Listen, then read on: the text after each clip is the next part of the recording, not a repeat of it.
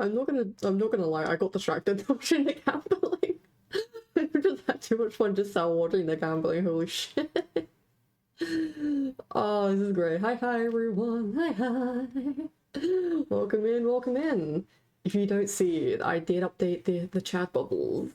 Because I was like, oh yeah, I forgot Yana recommended me the chat bubbles, so I was like, you know what, I'm gonna have a mess around. So now we have some nice updated pretty little bubbles. Yippee! But yes, we here. I did in fact amend the gambling things. So things should be a little harder. I can't remember whether it's gone back to default or it's slightly lower. But it's one of the above. But yes, we do be here, we do be having fun. I do be rather sleepy because for some reason I woke up really tired today. I also had a monster earlier. So the caffeine is making me eepy, and my brain is not racing like 1,000,000 miles per hour, and I am so fucking confused. So head empty, there is another monster in the fridge, so we shall find out whether I fall asleep on stream. Also, did you wake up with strange tattoo? Yeah, I did. It looks... It kind of looks a little bit like you. It says gambling addict. What? So yeah, we do be vibing, having fun. I have been so... It's a meme. I'm not addicted. Likely sorry. But yes, freaking Touchstarved, I have been vibrating to playlists for so fucking long. Like the moment that it dropped, I was like, I want in. I want to play. I want. Let me play. And I just never did. And then I delayed it. And now I'm here. I finally get to play. I get to see the pretty men. I get to see the pretty men.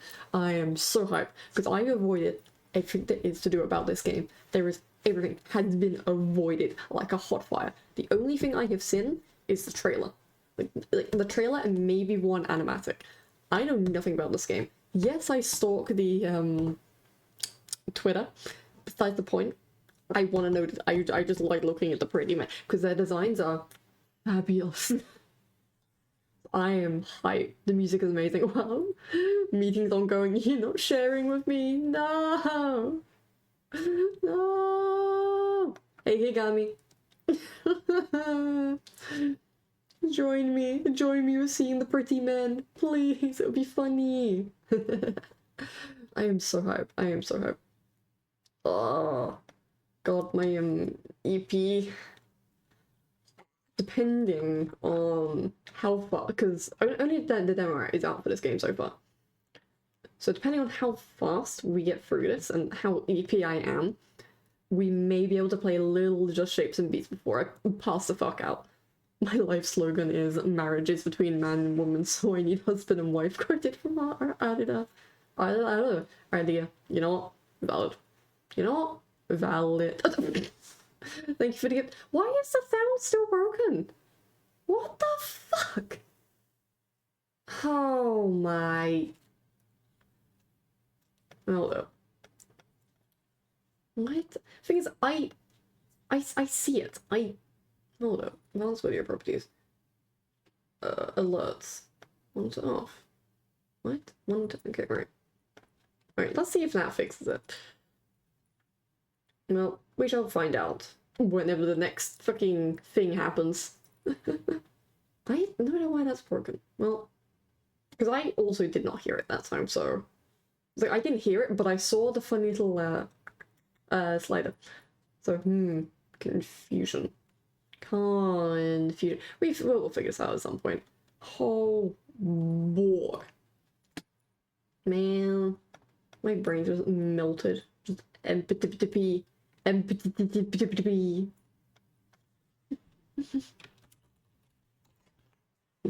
where are we going? Where's the game? Because I probably didn't look it up because there was a little intro when I was setting things up. Alright, let's switch over. Okay. Why is that? Why are you not? Why are you not? Oh, no one saw anything. No one saw anything. did not mean to switch over to that. Whoopsie. So I'm really angry because my microphone hasn't... It hasn't arrived yet! What? Who sent me a fucking Steam message? Oh. Hold up. Wait, really? And it's still not right? What? Okay, when is there a poll? When I can put my channel points into? We shall find out. Alright. But yippee. Okay, the game is a little louder than expected, so that should go down a bit. No. Wait, why do I have Steam message? You would be touched up. There we go. Sorry, I thought I was fucking Steam message. I was like, why do I have Steam message? But damn, I need to win. I don't know why that just says on its way for me. Is there like any other way you can like check the tracking or nah? I just realized I saw Spotify open and close. Just still nothing? What the fuck? Well, I mean, give it a couple more days and then we'll figure it out. Because it might just be like a little down. But it should be fine. Eventually. Because sometimes things get a little stuck in transit, so hopefully it arrives in the next couple days, fingers crossed, because Mike for the win. Hey Dog Jill! Hi! Oh. I've been itching to play. Yeah, I am being careful of my shoulder when it gets the others with feathers and pronouns. Bitch, I don't have pronouns! I ate them and lost them a long time ago. I am so hyped. I'm so hyped. I'm gonna turn it down a little bit. It is a little too loud in my ear.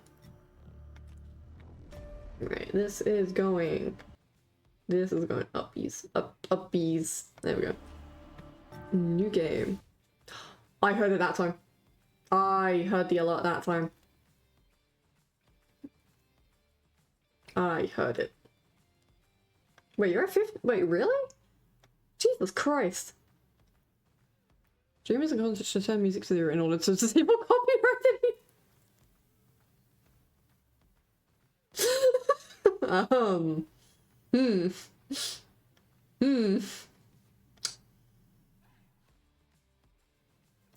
Someone remind me in like 5 seconds, because I will forget.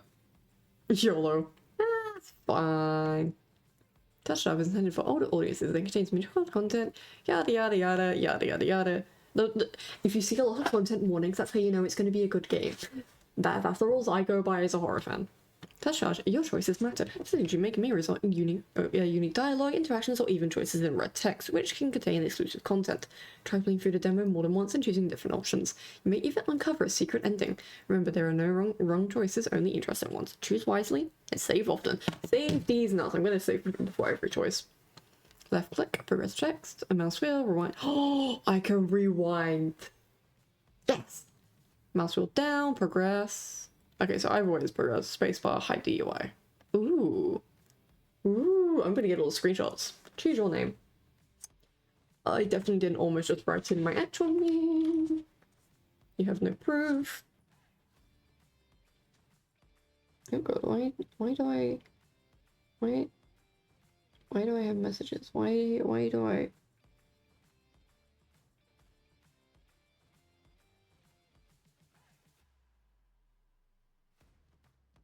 No, okay. I'll just choose your pronouns. Shit. Houston, we have a problem. Houston, we have a problem. Houston, we have a problem.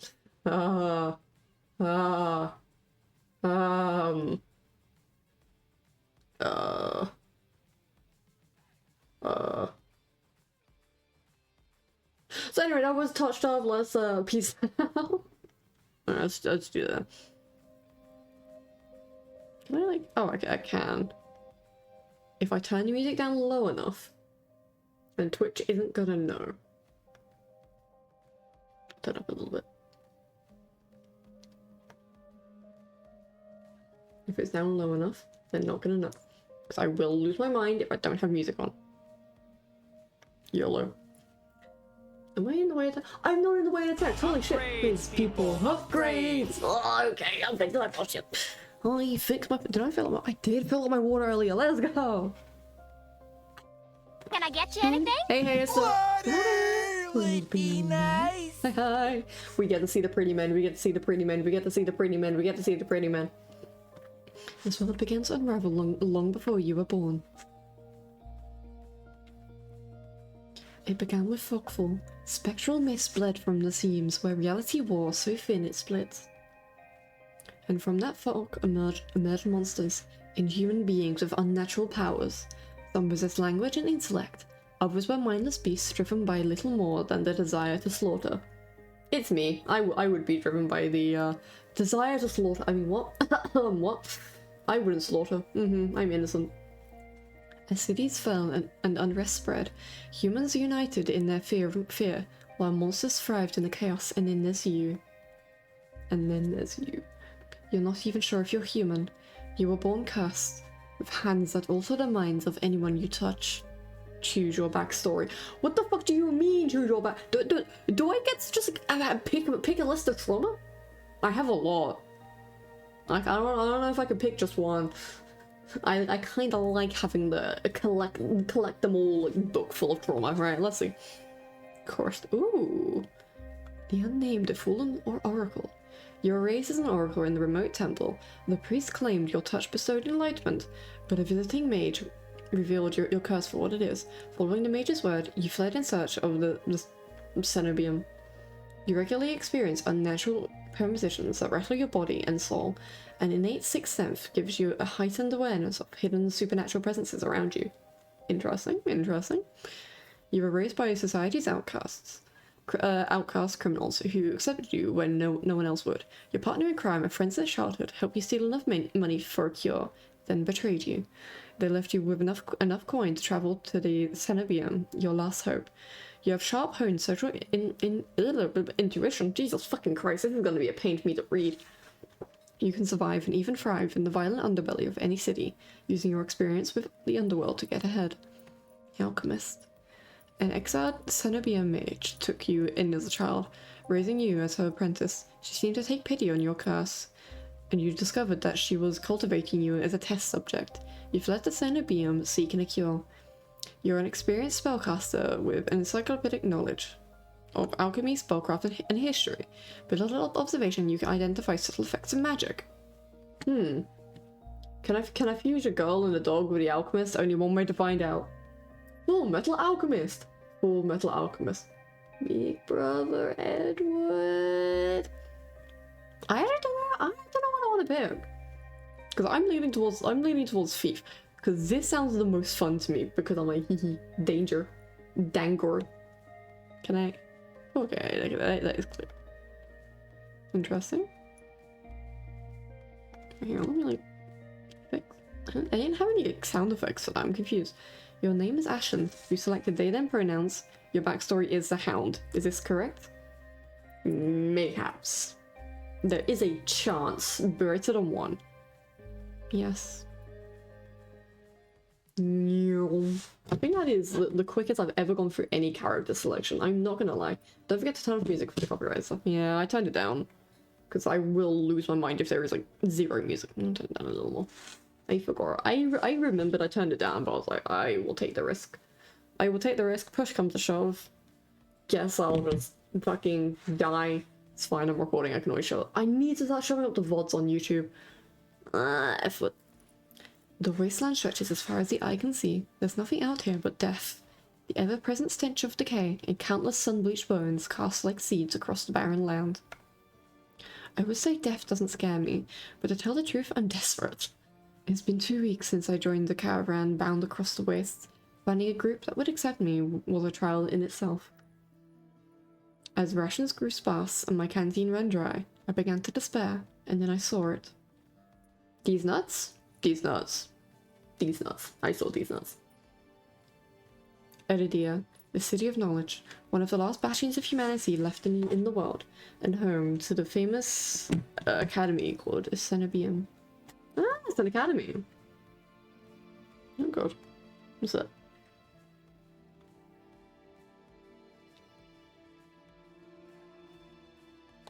There you go.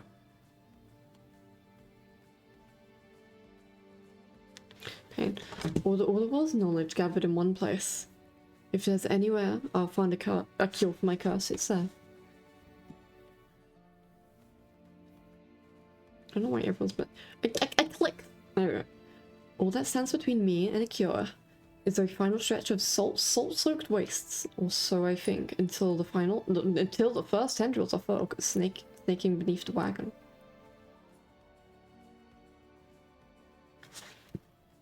Is this fog fog?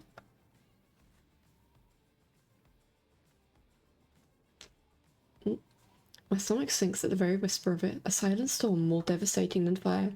Dangerous in cities, but a death sentence beyond them. Hey, y'all promise? Promise of death, I'm allowed. Woohoo!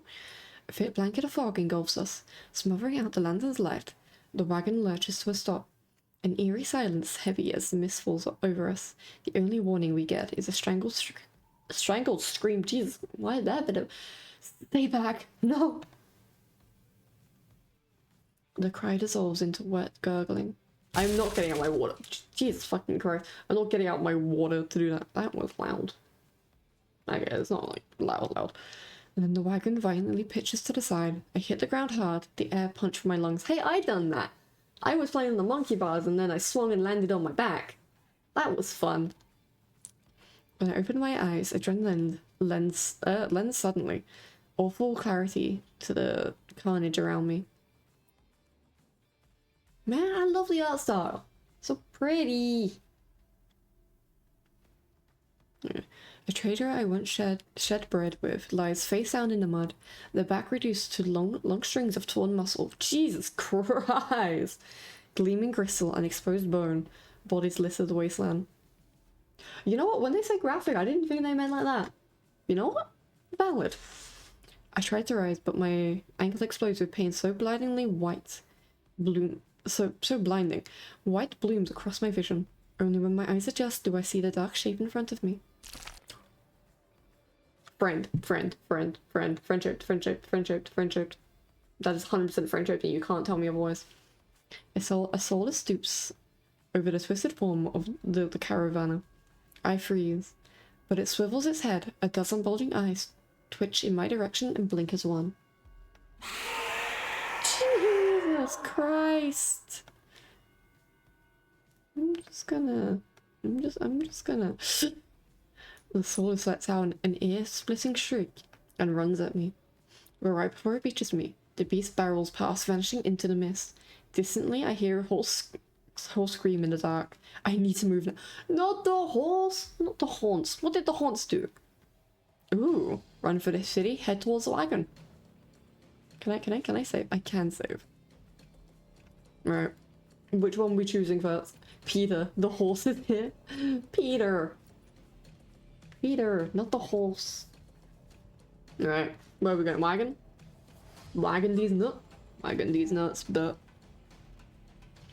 I take cover besides the wagon, where the air is thick with greasy smoke. Fire eats through the gaping hull, spluttering where lantern oil mixes with brackish water. Every person I see is dead or dying, except one. O All Mother, forgive our sins. Give us unto your hearth. We are worthy. The traveller grovels by the fire, their hands clasped above their head in fervent prayer. I hope they die. I hope they just get, like, grabbed and just yeeted into the mist and rizz them up. Thing is, I know exactly who I want to rizz up if given the choice out of, like, the main characters. So if it's one of the others, no. I glance upwards towards the gauzy lights of Edidia, just visible where the fog runs thinnest. I don't pray, but the sight of the city is all the reminder I need. I came too far to die here. Bitch has the wrong priorities. What the fuck? This ain't me, chief. Rapid footsteps echo all around me. I turn in circles, frantically searching the opaque mist for the source. But the fogfall twists and stretches sound. Suddenly, the caravan's driver bursts forth from the fog. Our eyes meet too late. Bonk. Bonk. I think we accidentally rizzed up the caravan driver.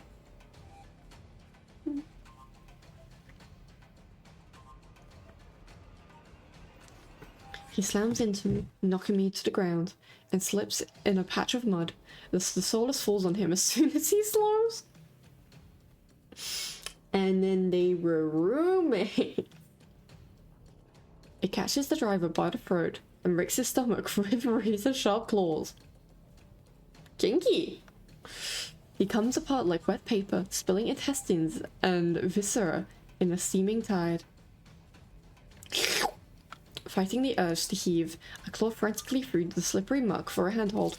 Shit! My hand catches on a jagged edge of a rib jutting out from the water. Bandages unfurl around the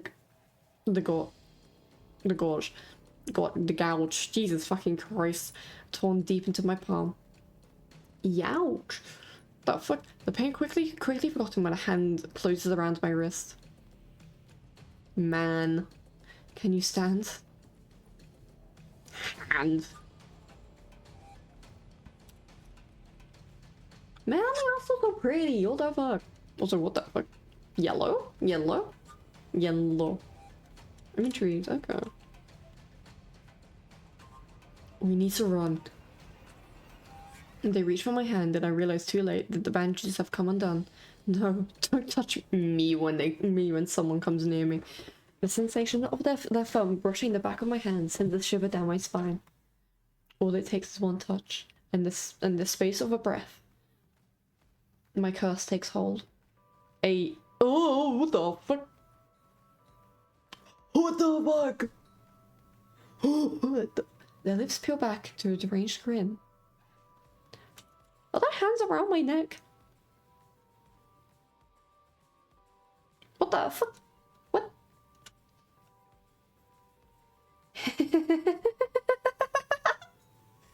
No, I've seen this face countless times before. This is my curse. Madness of my own making. The grip on my hand tightens until pain radiates from my knuckles. But the hands ain't on my hand no more. It looks like they're around my neck. Let me go. Suddenly, clammy hands crush my throat, choking off my breath. Called it. Die. Spit bubbles at the corners of their mouth and flecks my face. The edges of my vision darken as my lungs scream for air. Oh, another choice. Scream for help or fight them off. What are we choosing?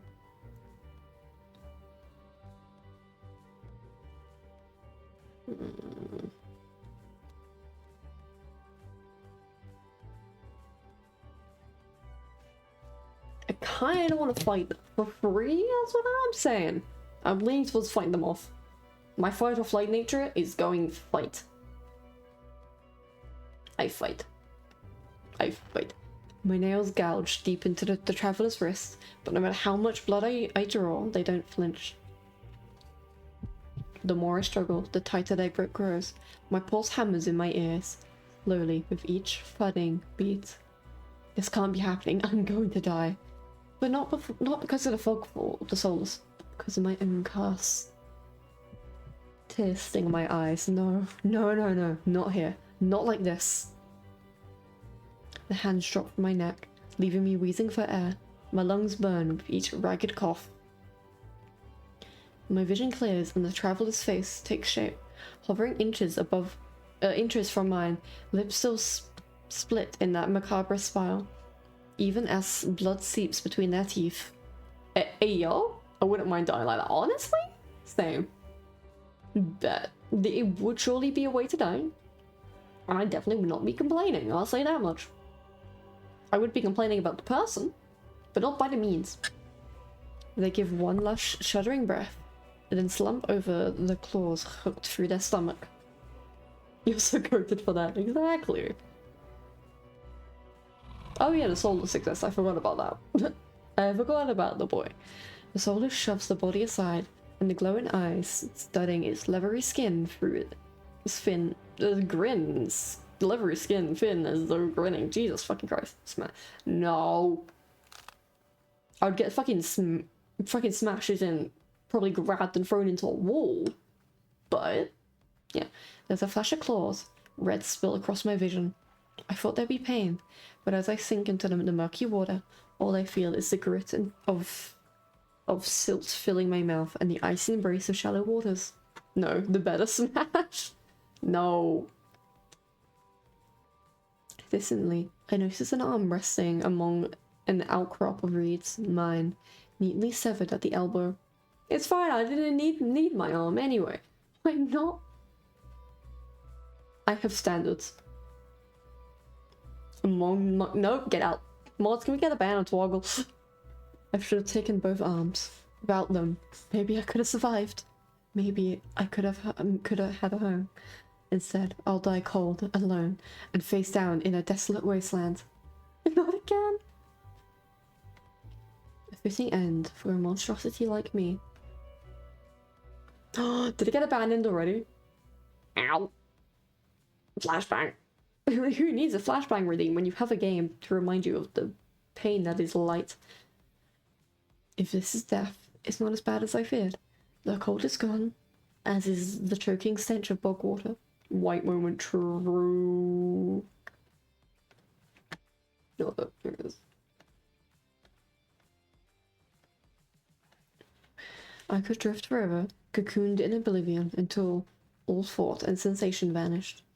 No curse, nobody howling at me in madness and terror, nothing at all. The thought has a terrible appeal to it. But the next moment, I take a reflexive breath, air pours into my lungs, then out again in a ragged gasp. Oh.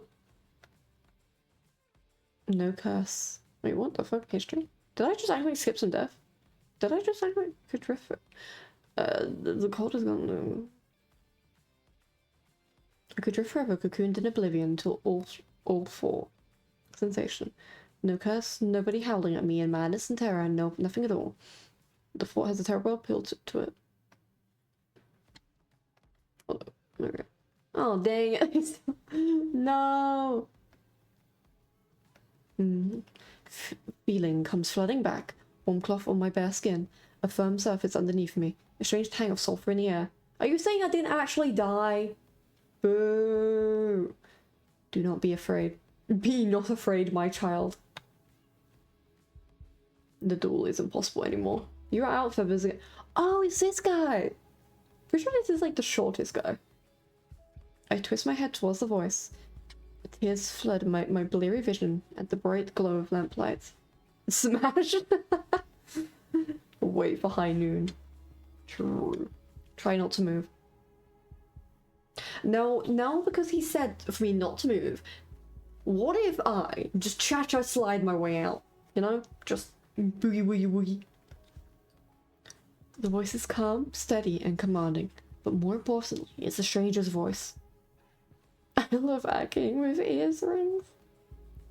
Yeah! Honestly, look at them, it's so cool. Like, I've seen this guy's full design, he is so cool. I don't remember his name though. I forgot the name. I forgot. One thought cuts through my mental fog. I have no idea who this is.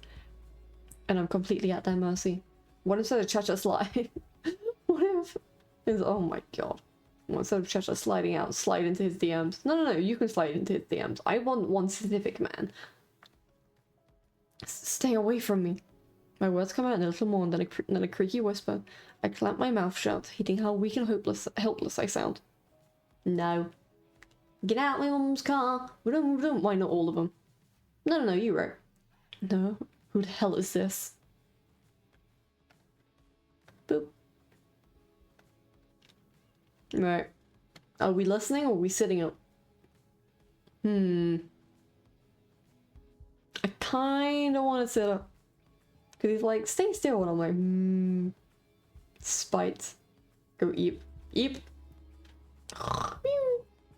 Fucking, I was meant to go out earlier, and I was like, yeah, no, I'm gonna just stretch and get up. I stretched and passed out this morning. I passed out for like 10 minutes. I'm like, what the fuck? I needed to go out. That was funny. You're EP in real life, so EP in game. Yeah, shit, you're right. Lie back down. I let myself slump back against the thin pillow, wincing when the motion jolts my head. Ah, a cooperative patient. Thank you. I wanna beat his ass. He'd probably enjoy it, but I'm gonna beat his ass. The words swim in one ear and out the other without much comprehension. I pull the sheet up higher, wiping my eyes until my vision clears. The gamble be real. Man. There you go. There you go, Twoggle. You get to see Pretty Man in all his glory. Speaking of Ultimate, yeah. God. The fucking hair is beautiful! Holy shit! God, I love the art style so much. The stranger towers over my prone form. Warm light reflects off his pristine medical coat. I instinctively shrink back, and that's when I notice that I'm completely naked except for a thin linen sheet. Hey, yo! Those lips look kissable. Nah, you're right. I didn't even notice that. I was too busy admiring the fucking outfit. Naked, lying in a low cot, with a pair of shining golden eyes watching my every move. This man's gaze flickered to my exposed, unbandaged hands. Bitch, why am I naked? Why am I naked? What the fuck? I plunged my hands under the sheet to hide them from sight. Though it's too late, he must have noticed what they look like. Strange, cursed, inhuman. It should have been me, not them. It's not fair. It's fine, the game is free. Or at least the demo is free. You can play it yourself. Wow. I brace myself for the inevitable suspicion and disgust, but his expression doesn't even flicker from that courteous smile. He just watches in placid silence as I struggle to make sense of my surroundings. Where am I? Who are you? Be calm. Be calm. You are safe here. Whoever this is clearly has no idea who or what I am. I've never been safe anywhere with anyone. Okay, idea. I'm listening. The only people I ever trusted betrayed me for a fat purse of coins. You know what, fellas? Stop breakdancing as a power move. Bet. Just like aggressively just freaking shovel in the rap music. Hip hop time. I scowl, pulling the sheets protectively around myself. Where are my clothes? The man's golden eyes narrow slightly. A sharp sigh rustles the papers in his hands. I see you are not to be dissuaded. Your clothes were torn to shreds when I found you, but I procured replacements. He gave us clothes! He gave us clothes! With a soft creak, he stands from his chair, giving me a better view of my surroundings. I seem to be in some sort of medical clinic. Bottles of silvery alchemical concoctions line the counters in neat rows.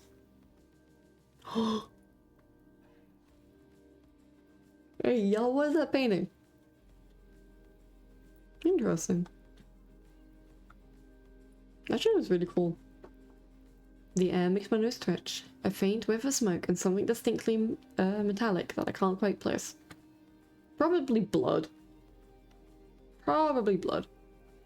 Man. Bitch, why is he wearing like 3 belts?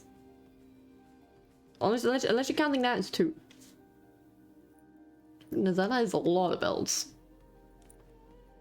Oh my god. Got long sleeves as well, actually. I would open all 3 of them? I mean, seeing as we can see his chest there, I don't think you have too many layers to go through, so... Speedrun percent? I wonder what his name is, actually. The doctor procures a large, dense bundle of cloth, which he sets at the foot of my cot. He's easily a head taller than most. I have to crane my neck to look at him. I'm just aggressively saving before every choice. Could you step out? I miss her cot. Did you think I said cock? At the foot of my cock.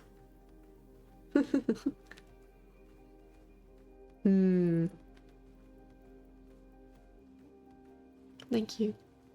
I should be polite if I can, especially since I don't know who this is, what he can do, or what he wants. The great thing about me being sleepy is that if I read too much, I will just keep yawning. So this is going to be a really fun stream of me yawning every couple seconds. Yeah, for seeing it for the first time. Yeah, it's like I've only seen very few things in this game. I don't even know how long it is. How long is it? Yeah, how long is it predicted to be? Touchstarved Demo playtime.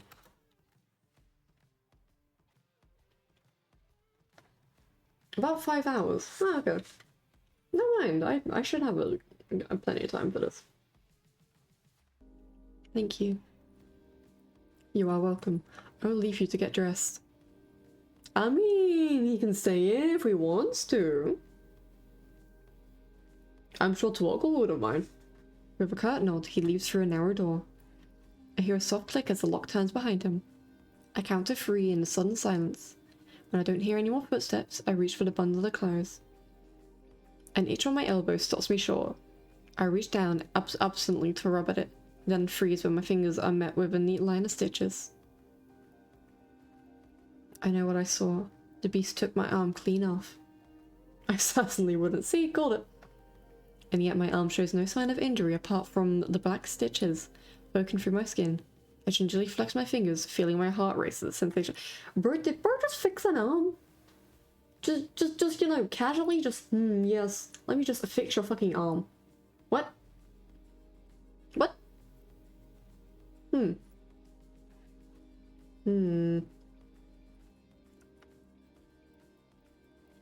This is impossible. I should be dead, or at the very least, gasping out my last breaths. I squeeze my eyes shut, waiting for the pleasant dream to unravel, to wake up bleeding out in the swamp. But nothing happens. The seconds tick by and my arm remains resolutely healed, my surroundings pristine and quiet. When I'm at the fixing arm competition and with my opponent. Yeah, shit. We're gonna lose this one, Chief. In numbing disbelief, I reached for the replacement clothes and began stiffly pulling them on. Maybe like everyone has powers, because the main character has their class. Maybe he also has like a healing thing, which is why he's a doctor. They're thicker and warmer than mine were, with a black woolen cloak to go with them. But there's one thing still missing: my bandages. The golden-eyed man didn't leave with any, even though I know he saw my hands. Huh? Why pull on the clothes? Clearly, the character is just uncomfortable with being naked, which is weird because I don't mind it. I hate the feeling of clothes on my body. It itches, especially when there is a label, and I'm like, ah. I slide off the bed and take a few unsteady steps towards one of the drawers. If this is indeed a doctor's clinic, there must be bandages somewhere. I'm not gonna lie, like, a lot of my streams, I'm either shirtless or pantless. Like, I'm one or the other or both. I'm just like, yes, room warm, shirt off. I start opening drawers at random, and of course, that's when the door swings open once more. Are you looking for something? I whirl around, clutching a thick roll of clean bandages. I try to step back from him, but my legs bump at the edge of the cot. Your caution is understandable, though if I meant you any harm, you would know. Nikki's away. Real. That doesn't make me feel better in the slightest, but he makes no move towards me. I quickly wind the bandages around my hands.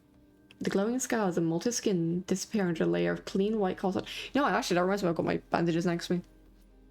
Because I did have my wrist bandage yesterday when I was playing Just Shapes and Beats, just in case. Because I was like, you know what, I'm gonna have the support. Oh, what the Sigma? Hey Zaza, welcome in. May I ask why you need additional bandages? I clenched my jaw. I knew it would only be a matter of time before he asked about my hands. The way he does it is strangely roundabout.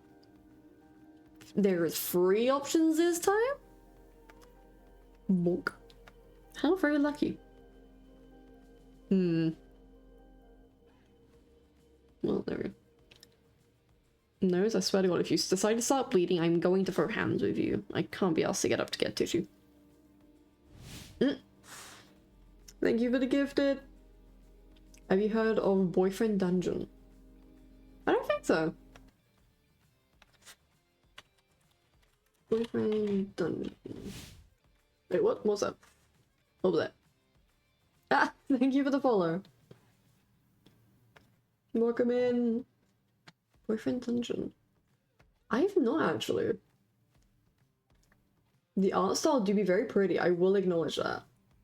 Holy shit. Ow. So silly. What is this? RPG. Interesting.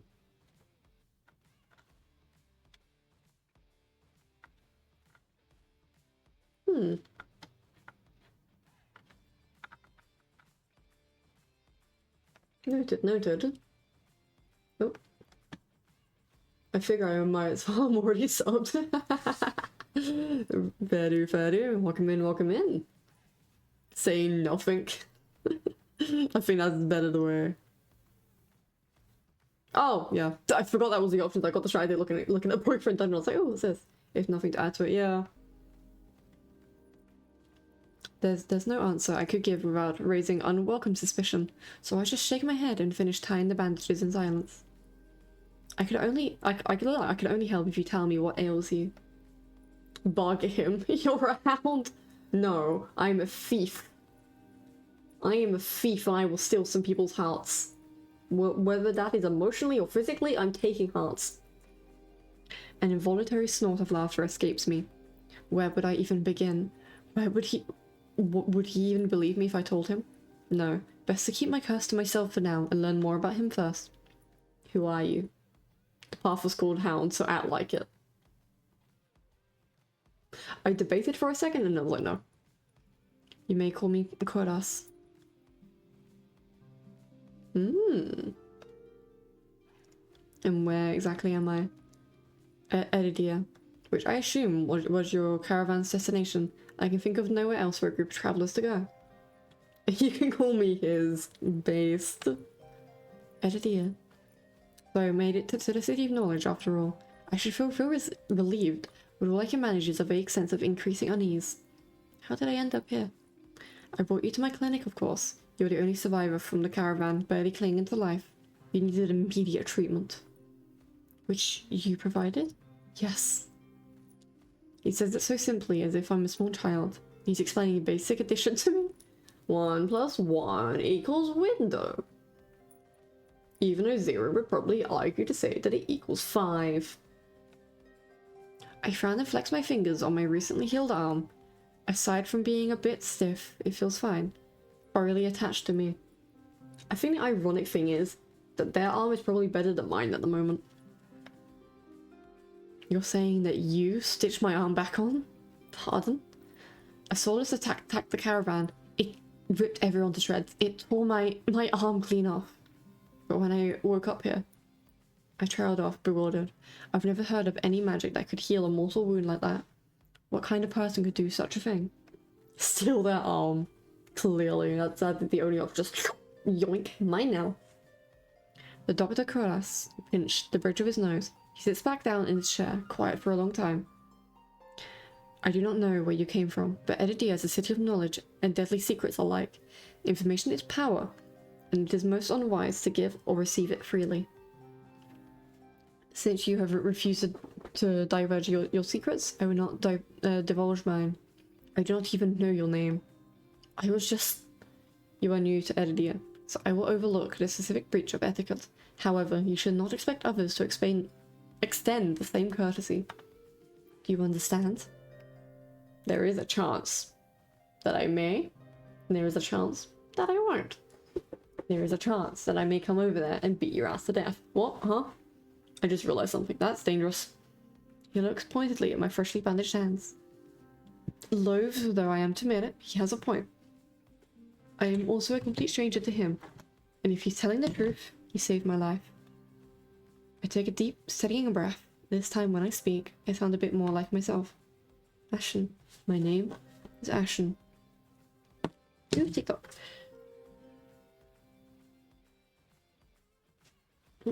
It's a pleasure to meet you, Ashen. Said no one ever. Oh. Most new people that I give subs follow afterwards because they are already subbed, right? Kinda, yeah. Most of the time, the people you've gifted sub to are just here. Am I baby grabbing new people? That's surely one way to think about it, and I'm terrified to think of that. That, I don't like that fort. I hate that fort.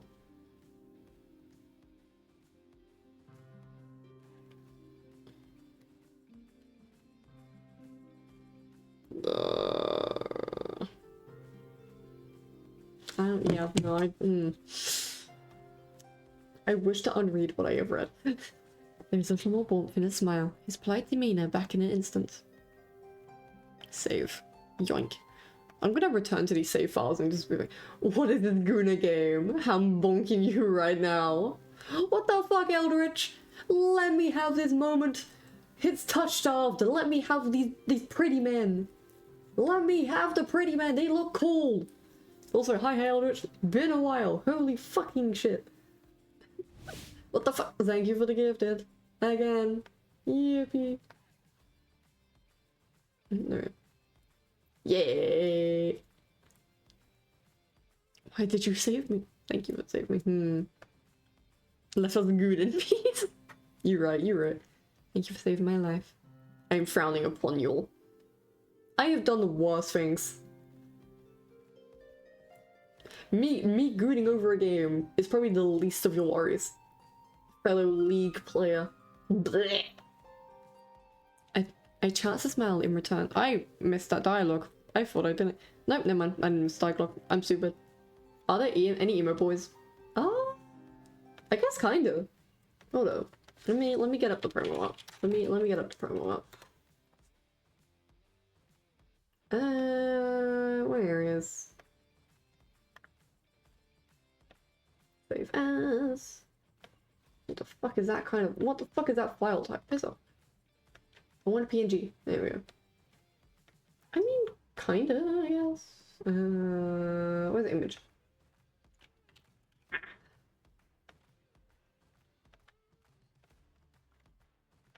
So I mean, is there an emo amongst them, Eldritch? Is there an emo? I might be persuaded over to the goon side. Taking all the gooning. Oh hell yeah, winning the gambles. Addiction wins. I stand the white hair. Yeah. I'm persuaded a tiny amount. The fucking intro as well, like the trailer. Holy shit, I'm intrigued. As I just realized it was like right there. It's the guy on the left that I'm the most intrigued about, honestly. Because I've from the trailer, he looks so cool. What the fuck? Elise! What the don't mind me, we be simping over pretty men. Hi, welcome in, Raiders. I'm Ashley, the new Phoenix rising from the ash of the memory. We're here to cause some chaos and have some fun. And by fun, Toggle may intrigue you to the gambling side. If they do, send help. We do have a fun little gambling system in the channel, but it uses a different point system to your channel points, so make it a little confusing, but all is well. Just make sure you chill, have fun. I do understand if you have to raid and run, but we shall be here simping over pretty men, because pretty men. I've been itching to play this game for freaking ages. Don't take after me. Real. But welcome in. How did the cult of the lamb go? Because I had to go.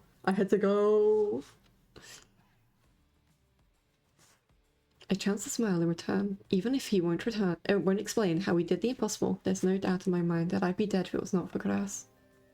I think nothing of it. I'm not sure if he's just been excessively courteous, but his words only raise more urgent questions. I have problems, you truly do.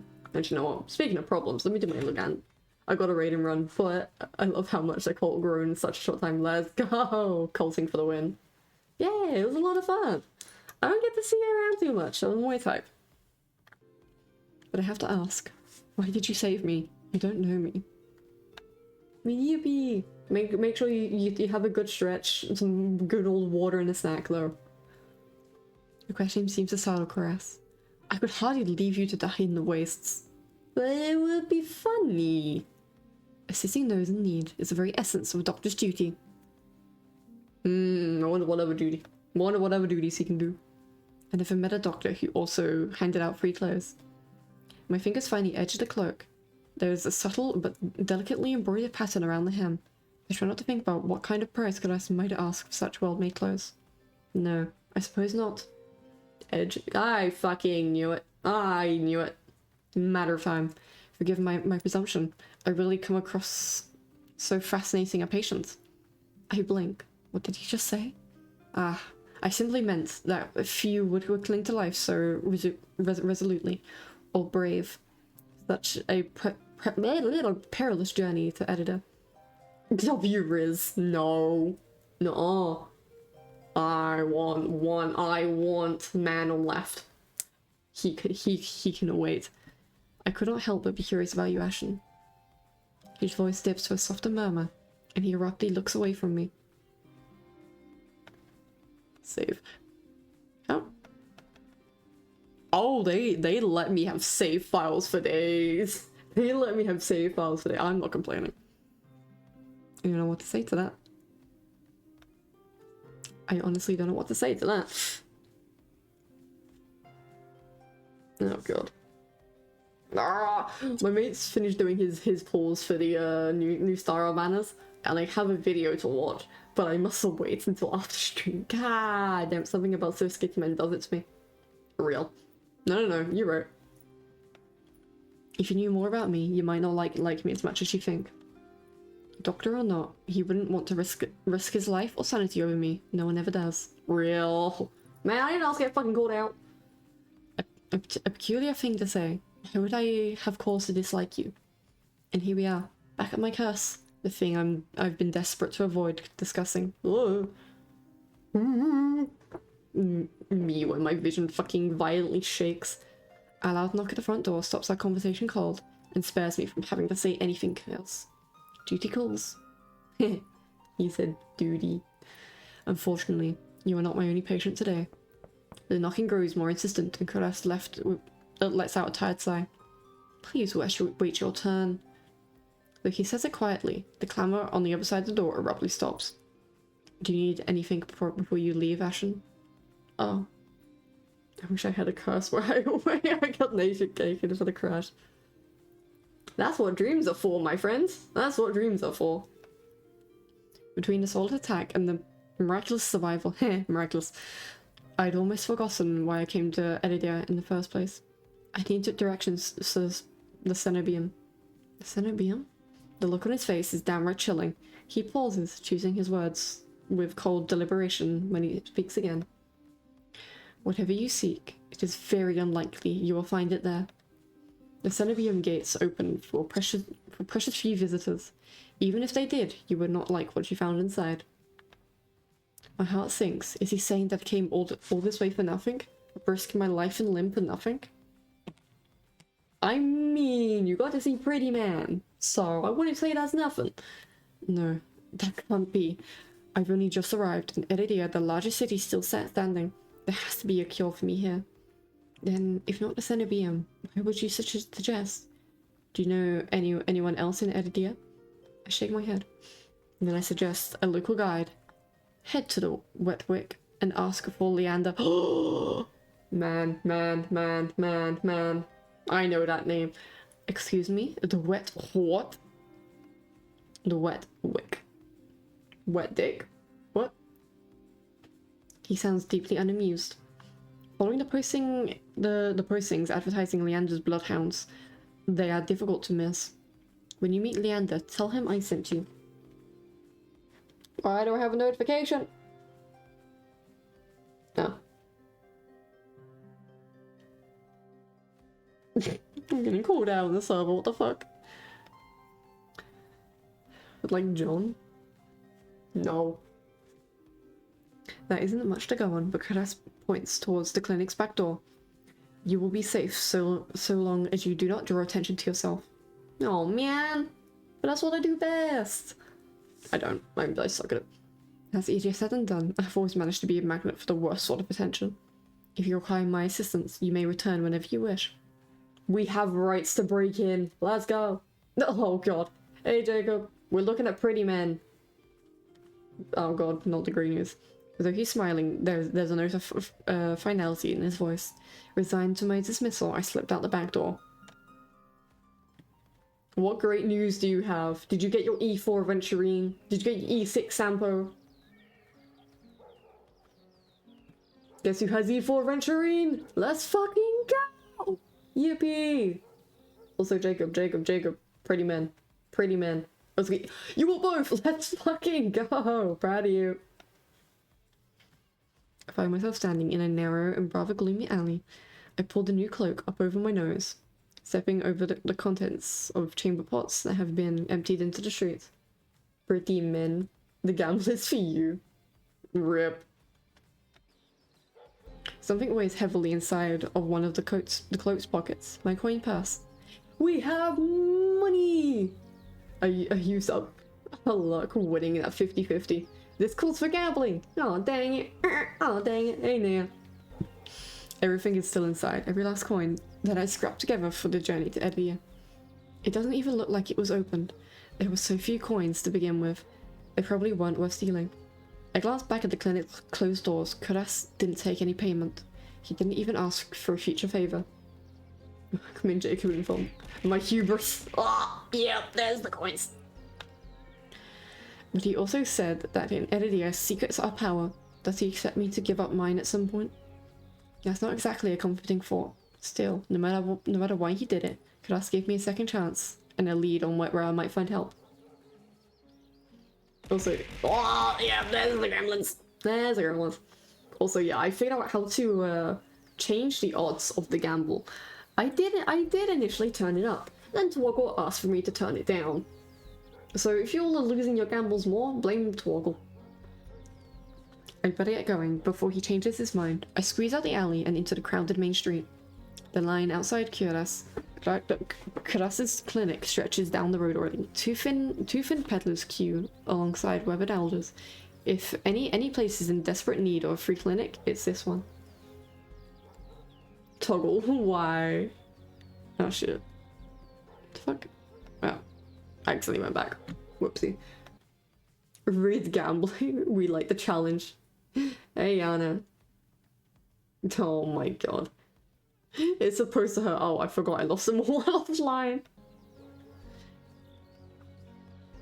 The cobbles are treacherously rough under my feet, with deep grooves worn between them by regular flooding and decades of hard use. I knew Edidia was a river city, but I didn't expect it to look so eroded. The buildings are tired and dilapidated, all crammed together in narrow streets. A child darts by, clutching something greasy wrapped in paper. The smell of fried food drifts over me. My stomach gives a faint gurgle. I wonder if it's fried fish. Like fish and chips, you know. Oh, I could go for a chippy. I wish we still had a chippy at uni. Because, we used to have one. But then they, kind of replaced it with a boba shop. The sad thing is, that's like the only chippy around here. I'm afraid I cannot stay as I have my own brand of pretty men to go look at. I thought I'd stop by and say hi. Thank you for sharing the amazing news. I will look at your funny video later, because I know full well you're going to be screaming into my ears when I listen to it. It's pretty meant for me. Take care, have fun! Oh wait, no, yeah, I just remembered which pretty men you mean this time. Have fun stocking up the yaoi stash for me. Thanks. Who kiss all the pretty men for you, talking? Hell yeah. We believe in kissing the homies good night. And kissing all the pretty men on the mouth. You know. A child does by clutching. Yep, I don't know about that. This morning's catch. Fried up, hot and fresh. Not too many eyeballs today. What the fuck do you mean not too many eyeballs? I didn't scream because it's late at night, but I did get so excited the video ended with me actually closing my camera. Yeah, that sounds alright. That sounds disgusting, but I'm starving. So I duck my head under the stall's grubby awning. A large fish... It is fried fish! Holy shit! A large fish leers up at me. 3 bulging eyes still visible through the thick layer of crispy batter. The vendor gives me a gap-toothed smile. 3 eyes? Why does the fish have 3 eyes? Have fun, Jacob. Take care! What's the cheapest thing you've got? The vendor points at a metal basket of what looks like long strips of savory fried dough. Fresh long lads. Hey, yo, long lads. 3 copper apiece. Don't burn you out. Yep, there it is. Oh yeah, I was meant to turn down the cooldown on that. Hold up. Hold up. I'll go quickly turn down the cooldown. I think I forgot to turn that down. Yeah. Coins. Ah. Hold up. Hold up. Hold up. I'm speedrunning. I'm speedrun. Where the fuck is the gremlins gone? Lemons. Gremlin rain! Alright, where is the cooldown? Minutes. Oh, I can't turn that. Wait, maybe I can just do 0.5. Oh, no. See, I can't turn on the cooldown any lower than 1 minute, so have fun, folks. Apparently, I can't change it into seconds. Pain. Coin for the lads. You know it. No. They said free coins. I might not even be able to afford dinner. Reluctantly, I drop the payment on the counter and take my meal. 2 trees later, I pass up the... There you go. There's the free coins. We got our fish. 2 trees later, I pass under the wrought iron archway, adorned with dangling garments of red and pink lilies. God, these pictures are so pretty! Jesus fucking Christ! The buildings in this quarter are a dizzying riot of colour, painted walls and tinted glass everywhere I look. Sheer red and pink curtains flutter in open doorways. Musical voices call out invitingly. Incense mingles with the pungent scent of flowers, barely covering the salt and musk of warm bodies. This must be Edithia's entertainment district. Entertainment district, you say? I'm polishing off my food and dusting the crumbs from my hands when I spot a poster. It features the silhouette of a smiling man wearing a single dagger-like earring and the word Bloodhound printed above his head, a motto. As above, so below, circles the artwork. If Leander is the leader of the Bloodhounds, then the face printed on the poster is likely his. Can we see the poster? Please? The entertainment I would get in this world wouldn't even be in the Bible. You fucking know it. I followed a line of identical posters around the corner and nearly hit my head on a precariously dangling wooden sign. Looking up, faded orange letters read The Wet Wick. Now the thing is, my dumbass would walk into the sign and realize seconds afterwards that I walked into a sign and go, oh shit, oh whoopsie. Oh. I'm trying to work out whether I have a nosebleed or not, that's why I'm kind of fully quiet. Nose, can you decide whether you are bleeding or not? Because you have the feeling like you are bleeding, but I don't have any blood coming out my damn nostril. I'm confused. I am very confused. I don't think so. I don't think I have a nosebleed. Yeah, but I'm still very confused. I have a problem with walking into things. I also do. Yeah. The facade of the building looks like it's seen better days, but I hear a faint music and laughter coming from inside. Probably because I heard you almost walk into the damn sign. I have sound. The inside of the bar is a far cry from the abandoned exterior. It's not even midday, yet most of the tables and booths are occupied by a loose assembly of people in matching green cloaks. Are we in England? Because this is the kind of shit that would be happening over here. It's like, oh yeah, it's midday, but everyone's still in the bar already drinking. There are a lot you could tell about a city by its dives. This one seems ordinary enough, even if the uniforms are unusual. I know that nosebleeding, since the blood vessels are really thin, so I have nosebleeds like pretty soon. Honestly, same. Because I have to be very careful when I walk into buildings when it's cold outside. Because if the building is too warm, I will just get a sudden nosebleed. And I'm like, what the fuck? Like, there has been times where I've had like a nosebleed from both nostrils just because I breathed a bit too hard. So I've developed like a really specific way of breathing and really specific ways like walking into buildings. And I love when the track loops. Otherwise, I will get a nosebleed and I'm just like, well, this is my life. But it's fine. I haven't had a nosebleed in my sleep in a long while. But I have woken up and then gotten a nosebleed.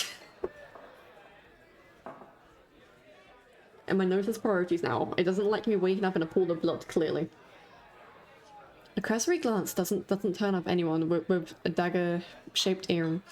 I'm about to head towards the counter when a chant rises from the center of the room. Shoo, shoo, shoo, shoo. No. It should be chug, chug, chug. Chug, chug, chug, chug.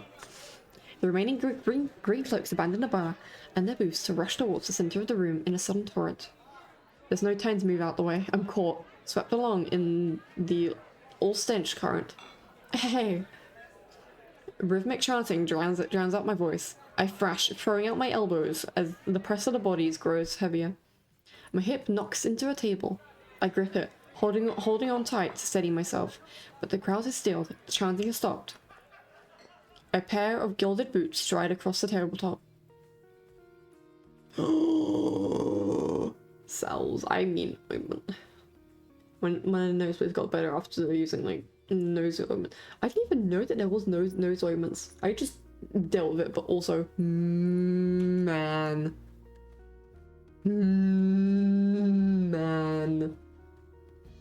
I like pretty men. Seriously, you dogs again? Real men titties. Scattering laughter and cheers rise from the audience. I drag my eyes upwards.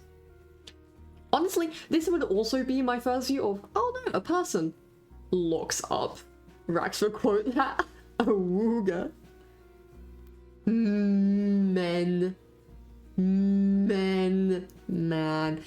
See, this is why. This was the one I wanted. This is the man I want out of the cast. Man. A well-dressed man stands on the table in front of me. He's even standing on the table. I would also do this. Actually, I have done this. Besides the point. His broad shoulders framed by the thick lapels of a trench coat. And he wears a trench coat? Fuck it. He got like a killing stalk in it. Shit, you wrote. Fuck, you wrote. This really is the last time, right? This time when he speaks, the audience falls silent, as though bewitched by his magnetic presence or rich, low voice. Ooh. I've seen like one animatic of this man. Like one animatic. And my god, the voice they have for him. So pretty. He has aura of real. He truly do. Look at him. But nothing is as captivating as his smile. He beams at the crowd around him, a performer of his makeshift stage. Don't blink or you'll miss it. He laughs, and the dagger-shaped earring dangling from his left ear catches the light in a flash of gold. It would seem I found Leander. He raises his hand above the audience and snaps. A flash of pale green, real magic. No ordinary stage trick blinds me. Don't mind me, I'm gonna just screenshot this real quick. Don't mind me. Don't mind me in the slightest. No, you see nothing. I definitely didn't take a screenshot. No, nothing at all. Good day to be intimate. Good day to be into people. As the brilliance ebbs, my gaze refocuses on the mage towering above me. Then screenshot on the server. Alright, bet, hold up. Where's this meteor exchange? Men, am I right? There you go. There you go. He flicks his wrist, and the magic spiraling around him coalesces. A delicate flower stem sprouts from between his pinched fingers, one by one. Glowing lily petals spring forth. With a flourish, the mage presents the conjured flowers. The audience bursts into clapping and cheers. A genuine magic show was the last thing I expected from a place called the Wet Wig. Yeah, no, you're right. Especially in the entertainment district. Leander plucks the iridescent bouquet out of the air and turns in a slow circle, giving his audience a good look. Now, who could use some good luck? Me! Me! I'm over here! Eager onlookers scoot close to the table. Some reach for the lilies while others whistle and call Leander's name. But his cool green eyes slide right over them, locking onto me instead. Man. How about you? My chest tightens. Every person gathered turns to stare at me. Immediately I know what my answer is. I'm not even hesitating, I just want to save. Take the flowers. Immediately. Mine. His magic is making my heart beat faster and my clothes disappear. In a fucking heartbeat. Gone. Yeeted. No more. Whoosh. I reach out, all too aware of the way my fingers tremble as I carefully take the flowers from him. There's no weight to them, only a faint warmth that radiates from the stems. As soon as the flowers leave Leander's hands, the light dims. They fade away in a shower of opalescent light. To my surprise, Leander laughs under his breath. That's the problem with flowers. They don't last long, but they leave an impression, right? Oh! Boy, this is a smooth talker. This is a smooth talker. Holy shit. He grins at me and I find myself smiling back. Oh. Oh. Oh. Man. Leander steps off the table, dropping among the excited crowd with an audible click. Does this man wear heels? Does this man wear heels? Alright, bloodhounds. Get back to your drinks. Show's over. The green cloak disperses at his command, returning to their tables and booths. Before I can make my way towards Leander, his eyes find me. He gives a friendly wave, then beckons me over to the crowded counter. If he wears heels, I swear to God. Immediately, yoink. I manage to squeeze beside him, but there's so little room that his broad shoulder presses against mine. I tense, but he doesn't seem to mind that at all. Is this your first time at Edidia? He says it lightly with a genuine air of curiosity. Do I stick out that much? The way he looked, he would say slay as a joke at first, and then he gets used to... Yeah. Because you'd be like, ah, interesting. And then just becomes part of his fucking vocabulary. But he says it in a way that is still smooth as fuck. No, but I'm certain I'd remember seeing a face as lovely as yours around Lowtown. Oh. My eyes flicker to the polished countertop. I'm not used to flattery, but being this close makes eye contact difficult. As if on cue, the bartender approaches us. What can I get you? Surprise me, and anything my friend wants to my tab. I wasn't expecting the generosity, but I have to admit, I do feel a little thirsty after all that fried dough. Fried dough. I have sausage. I forgot I still have pastry to eat. Pastries.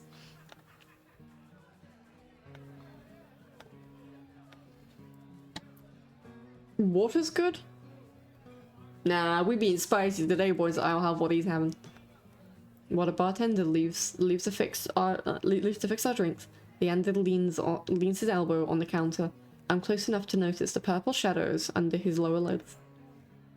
Aw, he's sleep deprived, just like me for real.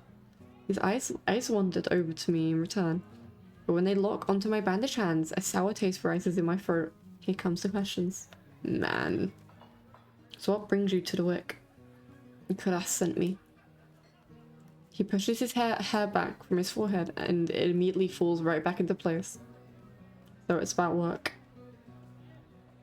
The bartender returns with a pair of glasses filled with what I can only assume is beer. Beer. Yeah, no, not a frown. No. This man can keep sweet talking me. I don't care about the rest of the game. Sweet talk me all you want, Leander. I'm all yours. Beer. I raise my glass and give it an experimental sniff. It smells faintly yeasty, but with an undercurrent I can't quite place. Beer. I could go for beer. It's been a while since I've had some. I don't even drink alcohol. I just like having a pint every now and again with my friends. There is nothing like chatting with friends over a pint. A quick sip confirms my worst suspicion. It's awful. Somehow briny and sour in a way that reminds me of pickles. They got the fucking shitty beer. What the fuck? But any thought of complaining dies the moment I look up and see Leander taking a deep swig from his laugh. He lets out a satisfied breath.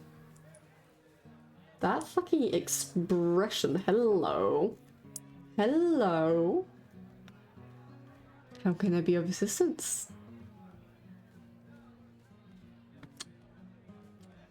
don't care how expensive the final game is gonna be. I'm buying the shit immediately. I need to get to Cenobium. As soon as the word Cenobium leaves my mouth, the entire bar falls silent. Yeah, shit. I could go to a bar and order us some Mexican. Yeah. Bloodhounds twist around in their seats to gawk openly. Finally, an especially drunk one speaks up. Drunks. The hell are you bringing up the Cenobium in here? Throw him out. This is a bloodhound territory. The vitriol catches me off guard. From the angry looks thrown my way, it's clear I broke some unspoken rule just by mentioning a Cenobium. Glocktour. Yes. When I glance at Leander, he's drinking. He hasn't noticed the uproar. Only when he catches me looking does he lower his glass. For the love of... He drags a hand down his face. Hey, keep it down with you, will you? This is business. I tense, expecting an argument, but the outspoken bloodhounds silently return to their drinks. Only a handful continue to watch me warily. Sorry about them. The Cenobium's a bit of a touchy subject in these parts. Mix enough drinks and, well, you saw. How about we continue this outside? I mean, I wouldn't complain no matter where you take me. When I give him a terse nod, he pushes away from the bar counter. Alone time with man. Alone time with man. I follow Leander to an alleyway, tucked behind the wet wick, where layers of frayed bloodhound posters have been plastered to the walls. I love taking things outside after a bar. Real. Seeing them side by side, the resemblance between Leander and the likeness on the posters is impressive. We get front on view of Leander. We get the front on view. Hold up. Man.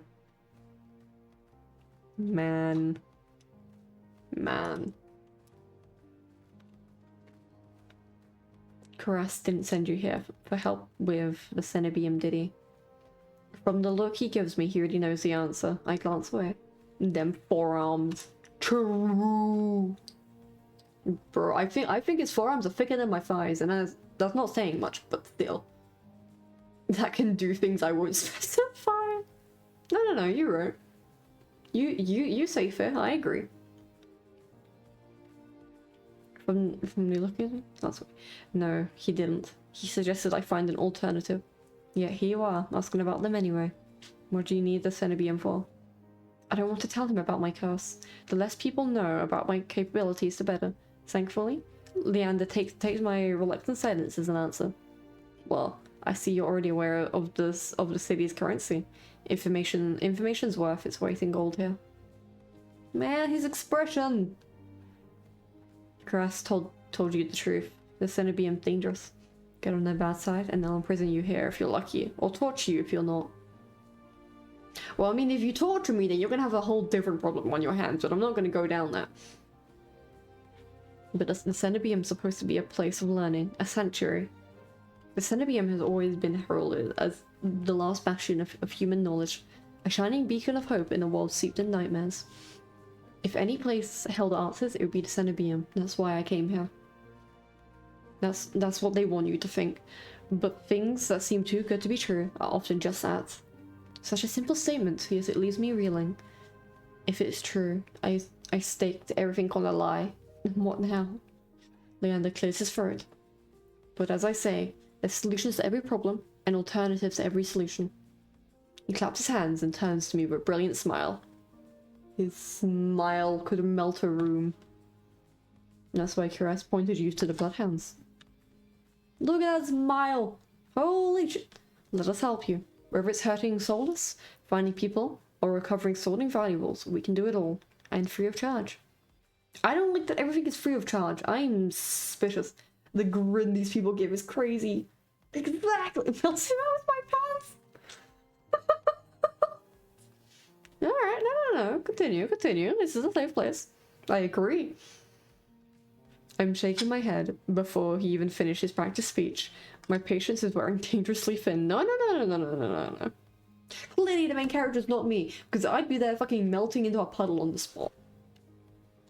Listen, I appreciate the offer. My problem can't be solved by a group of good Samaritans. To my chagrin, Leander nods slowly. Then your problem must be fairly serious. And if the Cenobium is your first choice, you're searching for a magical solution, aren't you? When my eyes widen, he nods along, as though he suspected all along. I'd be happy to help you out, that is, if you're willing to tell me what ails you. Leander might not work for the Cenobium, but he is a mage, and a powerful one at that, if his demonstration earlier is any indication. Mage. I'm silent, played by indecision. I don't know if I can trust him, but it's not like I have any alternatives. I hate to admit it, but this could be my only path forward. I just remembered I need to, like, drink occasionally because my throat is dry.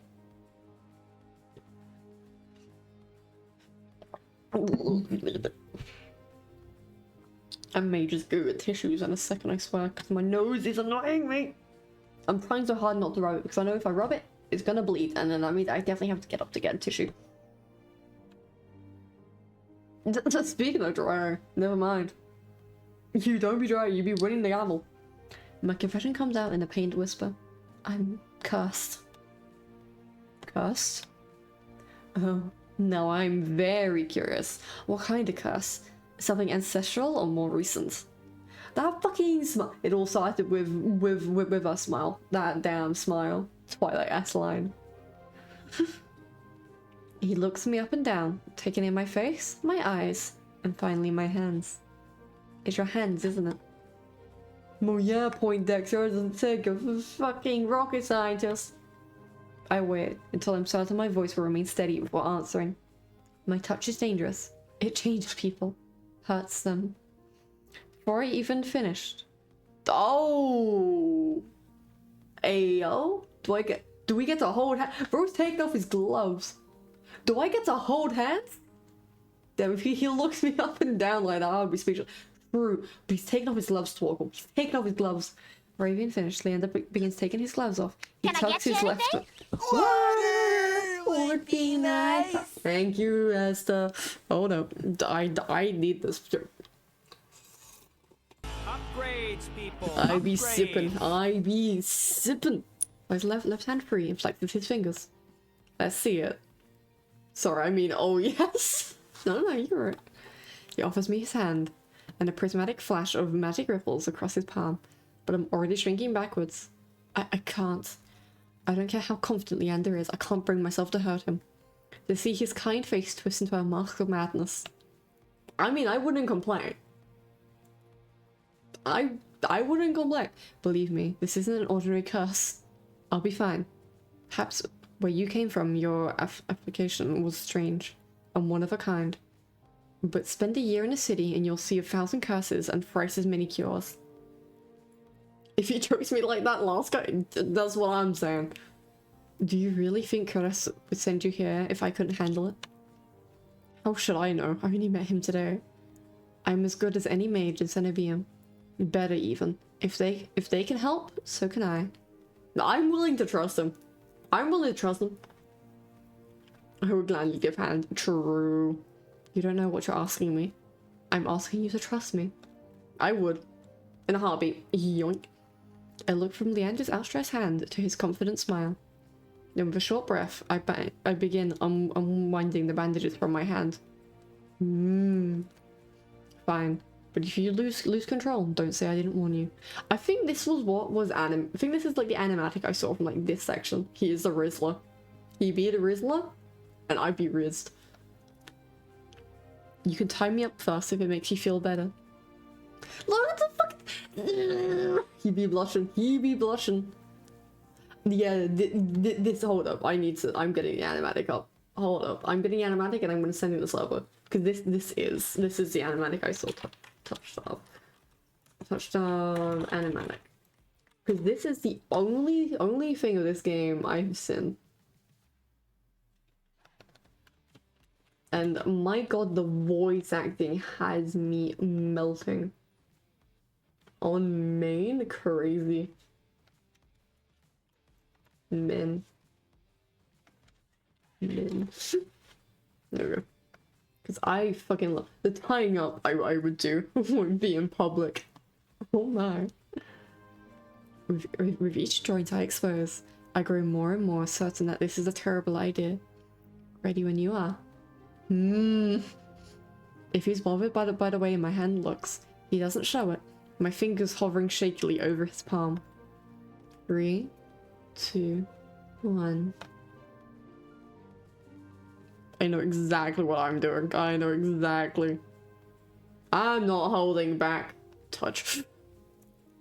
I tap his palm once, as quickly as possible. It's barely more than a brush, but that's all it ever takes. When I look at his face, expecting to see the worst, Leander only grins. See? The choices. You respect that and you respect anything. True. It can't be. This time, when I reach out to touch Leander's palm again, he catches my wrist before I can pull away. It's because, like, I know roughly what happens in a scene from the, animatic. So I know roughly what happens. Vaguely from... So I'm like, I'm intrigued. I'm intrigued. I touch him, I wouldn't mind. Anyone else, I'd be hesitating. It can't be. This time, put away. I told you, there's really nothing to worry about. Look at the... He blush... He trails off when his thumb brushes the soft skin of his inner wrist. I search Leander's face for traces of madness, but his eyes remain a clear, soft green. Sashi didn't choke the MC. It's crazy. Color rises in his cheeks, but he remains still except for the subtle bobbing of his throat. Neither of us speak, as I trace the contours of Leander's palm, lost in an awareness I wasn't prepared for. I've been with other people, kissed them, been embraced by them, and more, but not like this. Crazy. Real, but crazy. Man, if I knew I was gonna get called out. my fingers long, deprived of years of bandaging, picking up every single detail, the grooves of his palms, the smooth shell of his nails, the pulse of his heart. For as long as I've lived, I've never been able to hold someone's hand, not without dire consequences. I've never realized what I was missing until this moment. While Leander's pulse is steady, mine is hammering, as fear gives way to excitement.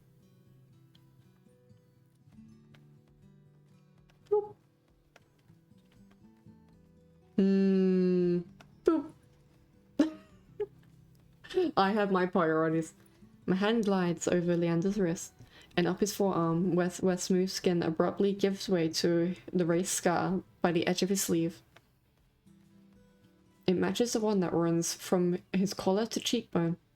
Could it be the same wound? Priorities for yours like games, you fucking know it. I glance at Leander's face and his lips part as he considers his words before speaking. So when are the 18 plus scenes? I don't know if there are, and if there are, oh boy, we'll find out later for science. True. But we'll find out. I don't think there is. I feel like I would have heard about it if there are. Am I the first person you've been able to touch like this? My hand goes still on his arm. So far. You heard what I said.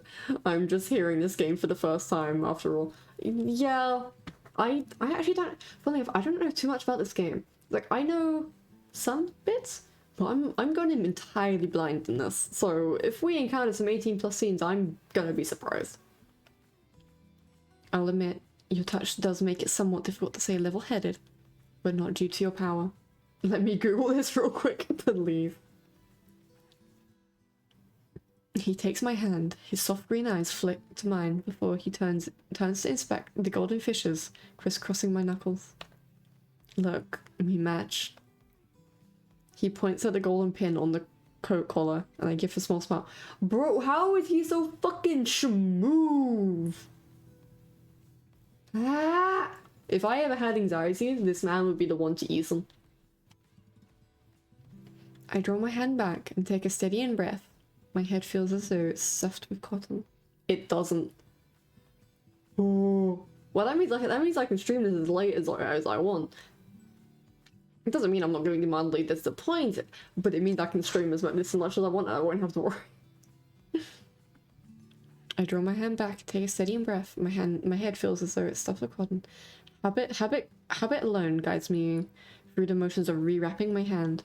although my finger trembled too much for the bandages to lie flat. I can't believe that worked. Oh, hey Dragon. May I ask your name?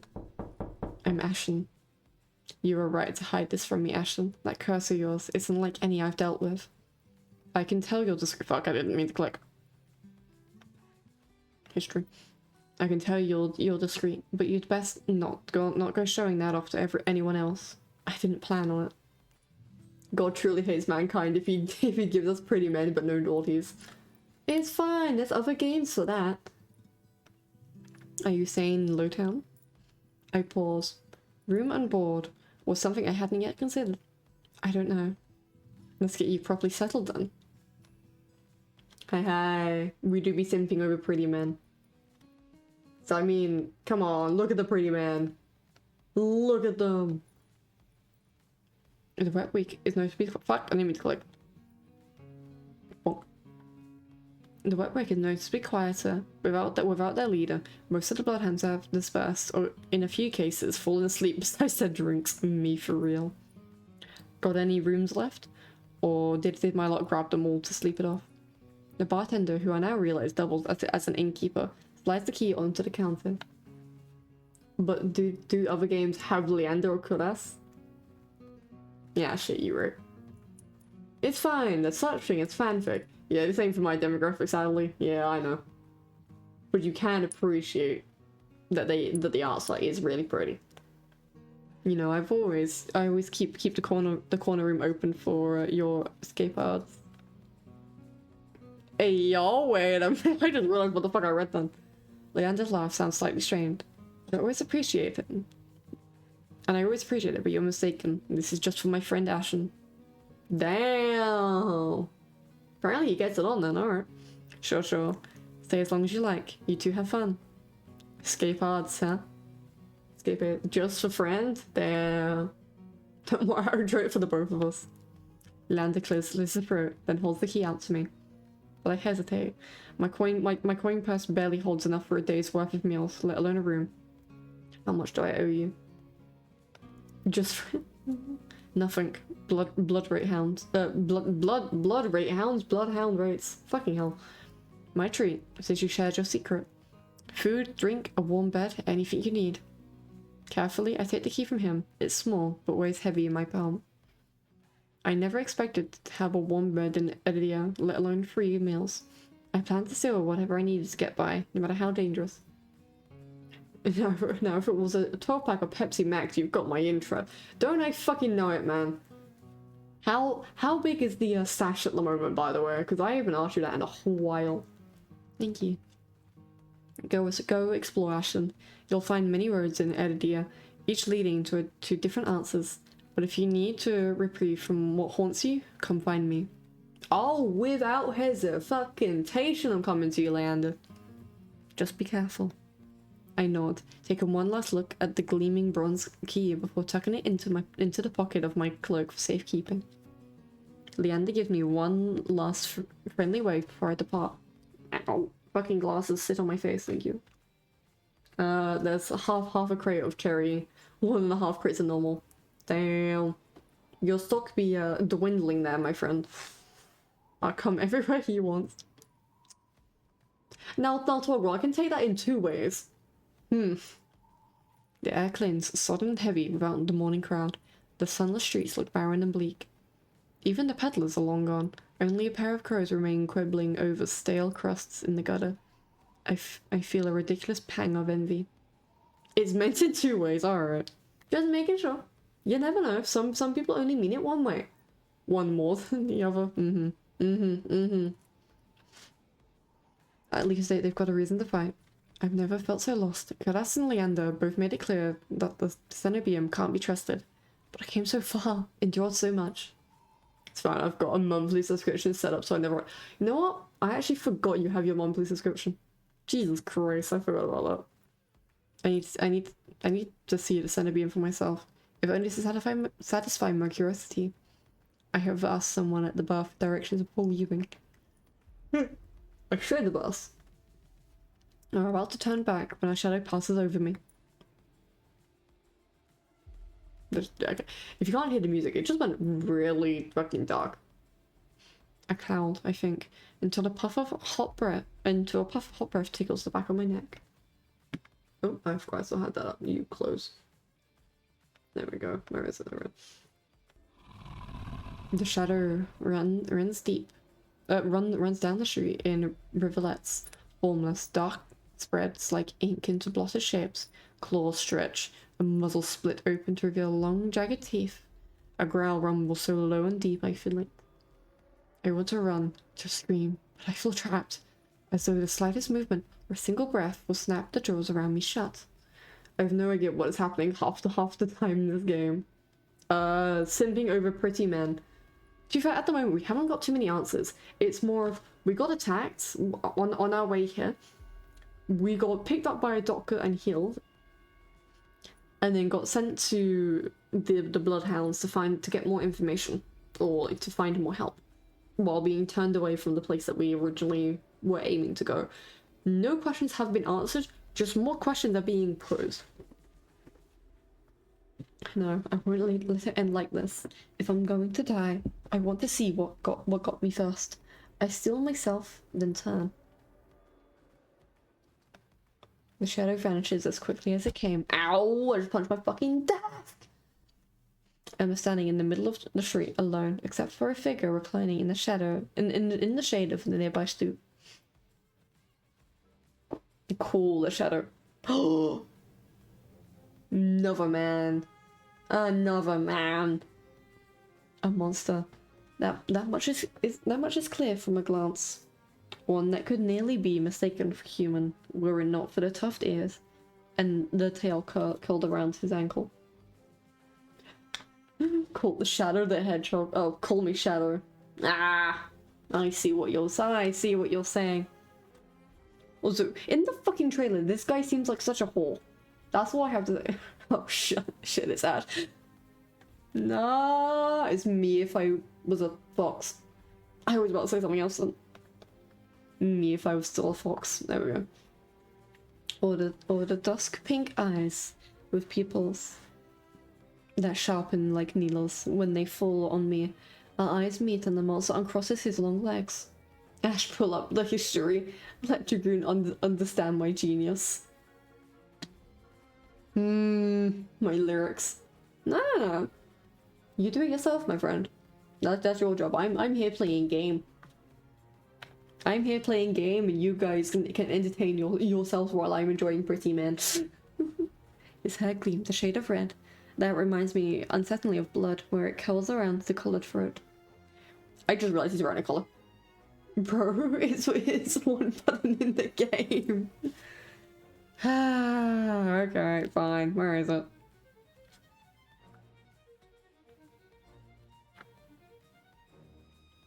There we go. The shadow vanishes as quickly as it came.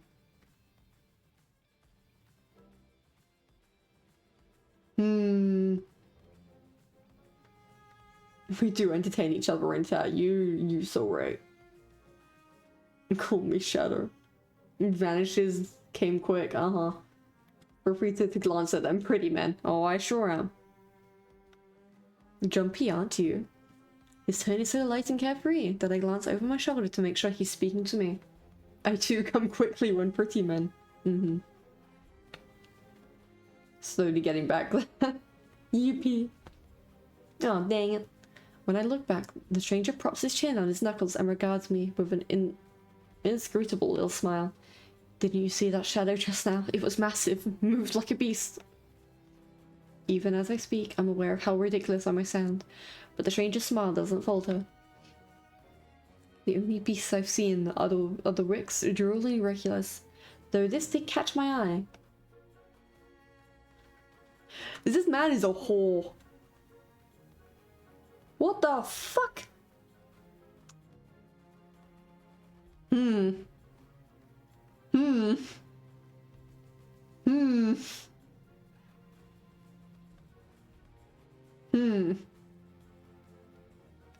Interesting. Interesting. He do really have like a really cool outfit though, I will admit that. That is actually a really cool fucking outfit. You know what? The more I look at his head, the more I realize how similar it is to mine. God damn it. He's mine. I call dibs. But I want Leander. You guys can fight over everyone else. It feels like me and him would have a great conversation over the social economic impact of the Titanic as after the sinking 19. Yeah, probably. I could see that.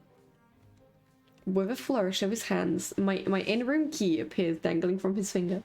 It turns on its chain, glittering when it catches the light. Oh, he is good with his hands! Interesting. My hand flies to my cloak's pocket, and sure enough, find them flat. He crooks his finger, beckoning. I've already taken two steps forward. While some stifled instinct stops me, something feels wrong. I'm still on edge, thrumming with so much adrenaline that the strangest shadow flickers at the edge of my vision.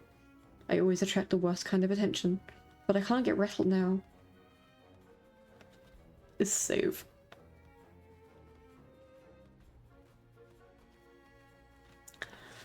Oh, I keep like sinking in my chair and then staying back up again. My body cannot decide where the comfy spot is today. Oh yeah, have you seen the guy shuffle cards? He's great at the blackjack table. True. If you're good with your hands, you're good at cards. Where did you find it? Where did you find it? The key, I mean. What can I say? I'm a sucker for shiny things. Same, buddy. Same. I see a shiny, I'm like, ooh, shiny. He smiles wide enough to reveal pointed canines. Actually, you know what? There you go. There you go, Toggle. You can have a... You can have screenshot of man. Just realized that. There you go. I swear you drop it.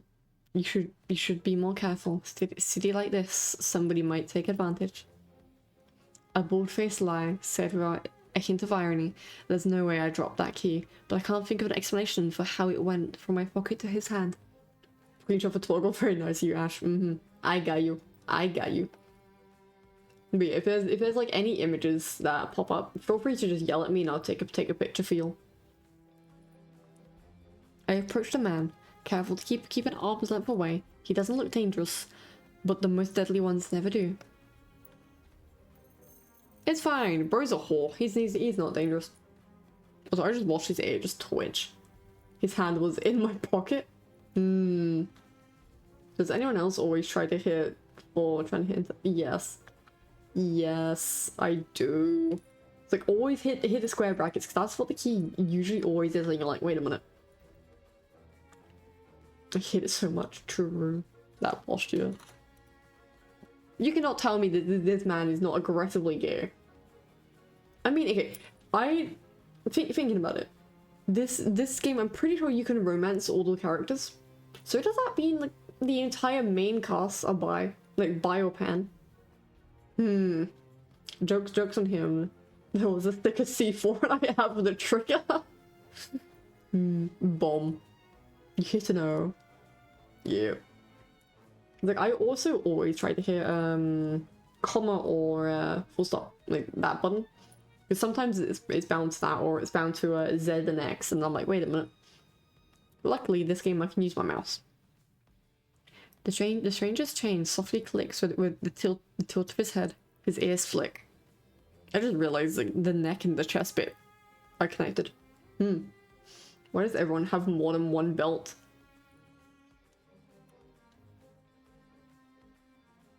I mean, he's wearing a harness. He's not really wearing a belt. But, like, he has that. Oh, that is an opening on the side. He's a whore. Okay. I've never seen someone dressed like that who wasn't either gay or bi or of some description. True. I would yank that chain. You would. Keeping your distance? Until I figure out how you managed to rob me? Yeah, I am. You think I stole your dinky little key from all the way over here? He gives an exaggerated sigh. I'm good with my hands, but not that good. Do I really look like a common thief to you? Yeah. Yank that chain towards me. Yeah, yank towards, smooch on the lips, leave him all flustered, steal the key back, and run for the hills. While still pulling the chain with you, of course. He's got me there. The sheer fabric of his sleeves alone would be too expensive for most street thieves. Hell, his shoes look like they cost more than I spent traveling here. And then there's the shop behind him. No matter the city, parted pink curtains only ever mean one thing. I'm not looking to buy, and I doubt I could afford your services anyway. Luckily for you, I don't charge. Oh!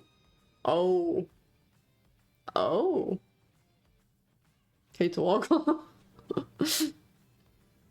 The man runs the tip of his tongue over a fang, and for the first time since I stepped into that shadow, I felt something other than dread. My face grows hot. That's not what I meant. I'm flattered, really. Was sex my trade? I might make an exception for you.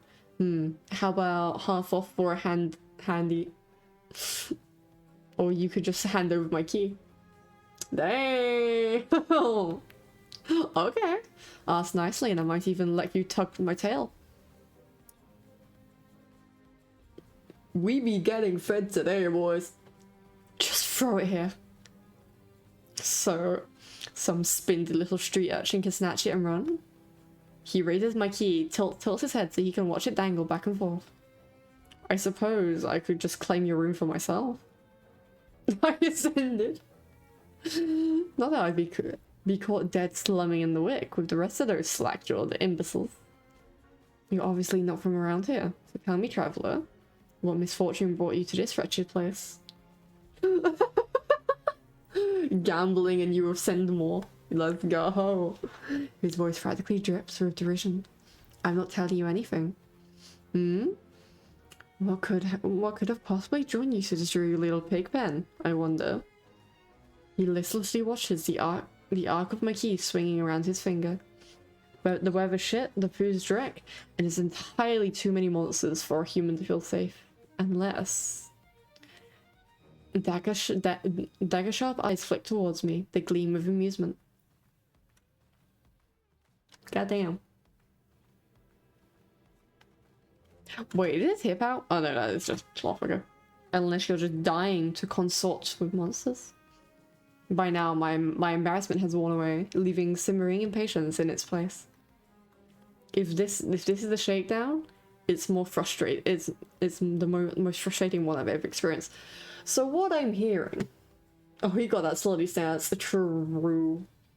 So what I'm saying is that bro got flustered in moments over this fuck, but didn't get flustered over Leander while caressing his fucking hand and arm? What the fuck?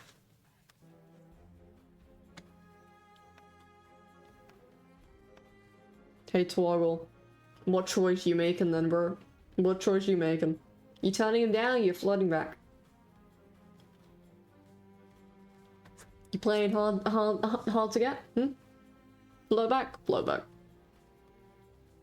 How'd you know that I spent all my money, starved and nearly died in a swamp, just so I could crawl into bed with the first thirsty monster I saw? That earns me a burst of breathy laughter. He gazes at me under his dark lashes. Aren't you funny? Could you be any more obvious? I have been told subtlety is not my strength. So your place or mine?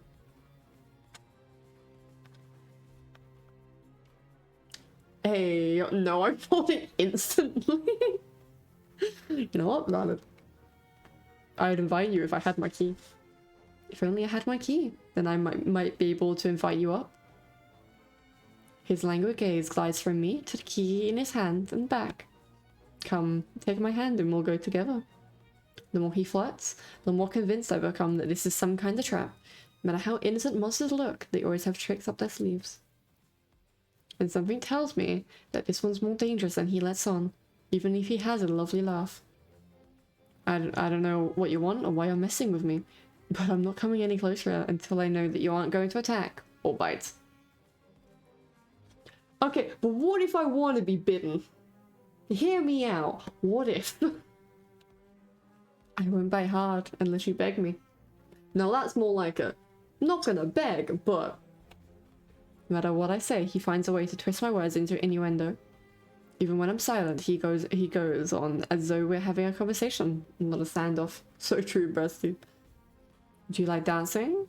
There's a traveling troupe heading in Hightown tonight. Their luteus is entirely exquisite. Truly a performance to die for. There's life in this dreadful place if you know where to look. Sound like you know the city well. The man's gaze flickers from me to the key dangling from his finger. Naturally. This dump was a little more than a miserable little smear when I first arrived. High town, low town. I know Editor like the back of my hand. Yeah, he's a fair kid. I don't know, man. I don't know. I don't know whatever would tell you that. Don't know whatever. Oh, that lockdown got me messed up.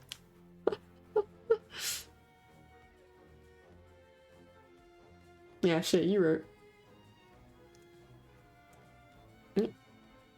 What about the Cenobium? Do you know where that is? His smile vanishes. Surely you've seen it. That absurdly large tower looming over the rest? It's a little hard to miss. You must mean that spire I noticed when I first caught sight of Edian. The Cenobium's overrated. Forget about it. Overrated, you say?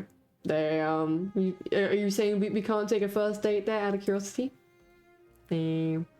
I can show you things those stuffy boars in their limp dick tower couldn't even dream of. Limp dick tower, I've already got plans. So guys, I think I know who Toil's favourite character is gonna be. Oh?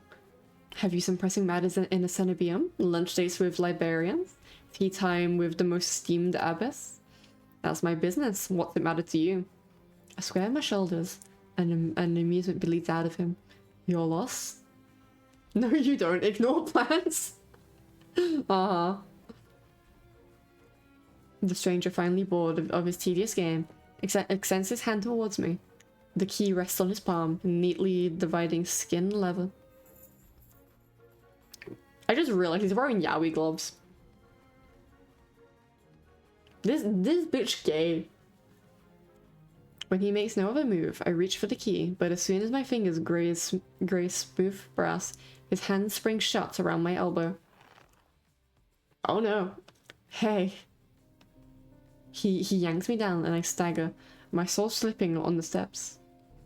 For a sick moment, I fear my bandages will unravel under his touch, but he's careful not to disturb them, even as his fingers dig into my arm.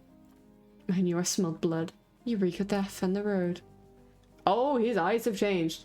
Oh. Hello. And that fucking doctor. Something tells me he doesn't like the doctor. His voice, once silken, lowers into a smoky growl. The shadows around him seethe and boil as he pulls me closer. And something else. He murmurs against my throat, nose grazing my jaw. Oh, damn. Who needs distance when you have a hole? Let's go. I try to twist away, but he doesn't budge.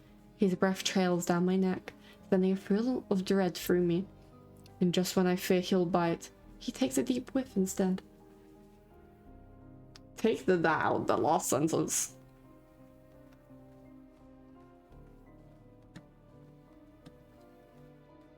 What the fuck?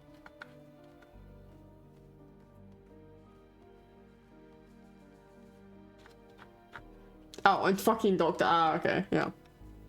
Yeah, no, you're right. His wide, fat eyes gleam with naked hunger as he gazes up at me. Not quite human, not quite monster. Seems we're both there. The stranger's ears flatten and he releases me in a short breath. I yank my arm back, massaging it where his grip left grooves in the bandages. The stranger twists around to watch a woman duck from the curtains behind him. Her uniform, her press uniform bears the insignia of the Cenobium. I leave you for all of what, 10 minutes, and you're making trouble again? Will you quit harassing the tourists? He got that stare. Man. Bro's just a good little puppy, clearly. The stranger veer I take it, rolls his eyes and flashes the cleric a withering smile. So suspicious. Can't you see this is a friend of mine? With the way you are fucking treating us, I think that's a little more than a friend, my guy. A natural liar. He grins at me and his tail swishes minutely. The woman purses her lips at me, clearly unconvinced. Oh. Eat well, Snuggy. See you soon.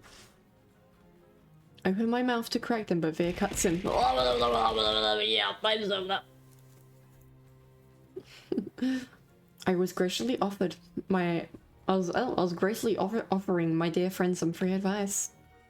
Though his voice remains light and cheerful, his expression darkens. Sinful thought gremlins. Hey, I'm allowed my sinful thought. I'm allowed my sinful thought.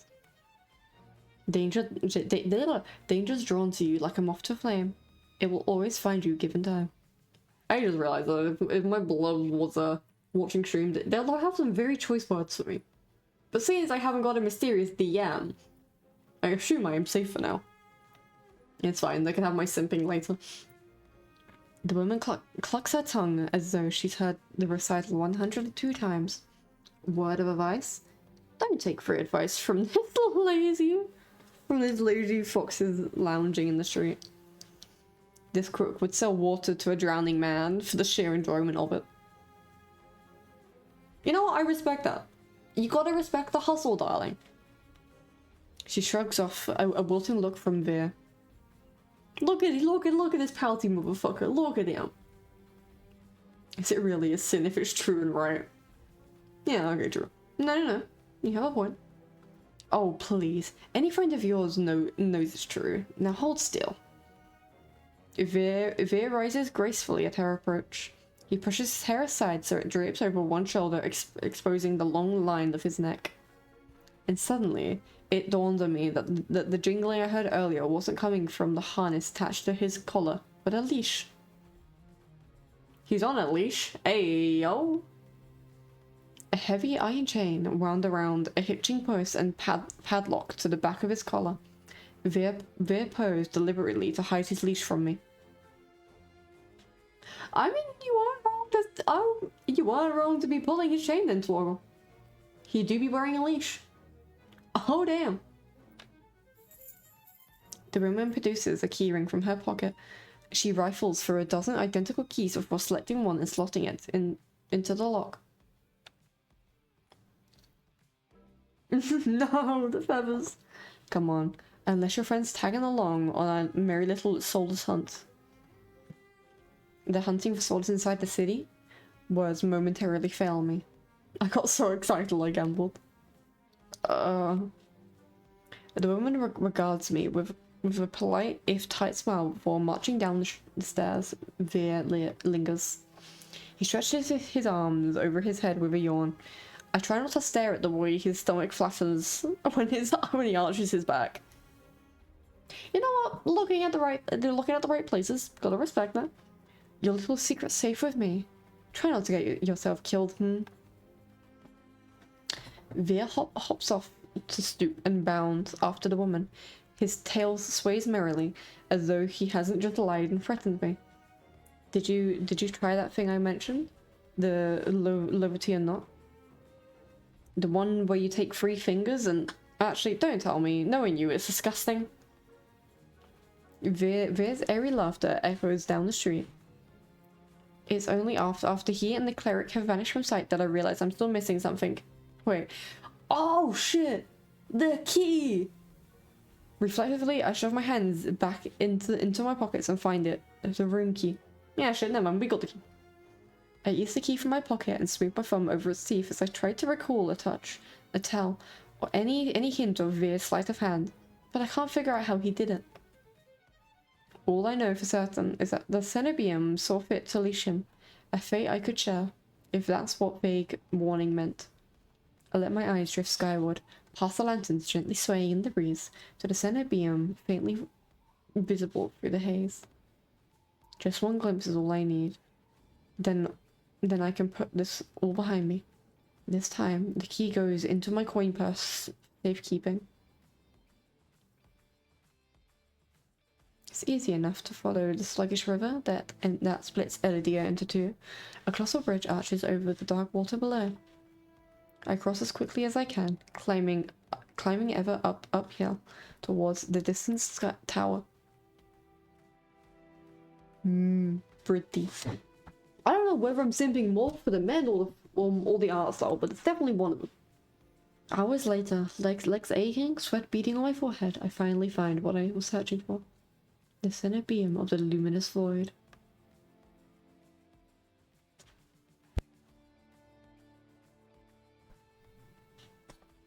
It stands at the highest point of Edidia, surrounded by cold white walls. Well-dressed people stroll the walkways, paying no attention to the massive tower in the midst. I'm the only one standing before the gates. I crane my neck up and up until the top of the center beam tower disappears into the cloud overhead. I frown upon the gates, wondering what horrible traps they might contain. Despite their delicate beauty, there must be more than meets the eye. Like men. Sure. Wait, I wonder what we're gonna see next. Maybe the white-haired guy, actually. That might be who we see next. I'm taking my guesses. Knocking seems like a terrible idea, but I don't see any other way of making my presence known.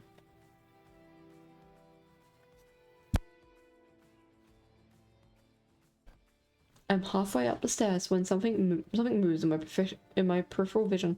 Hey, wait, was that right?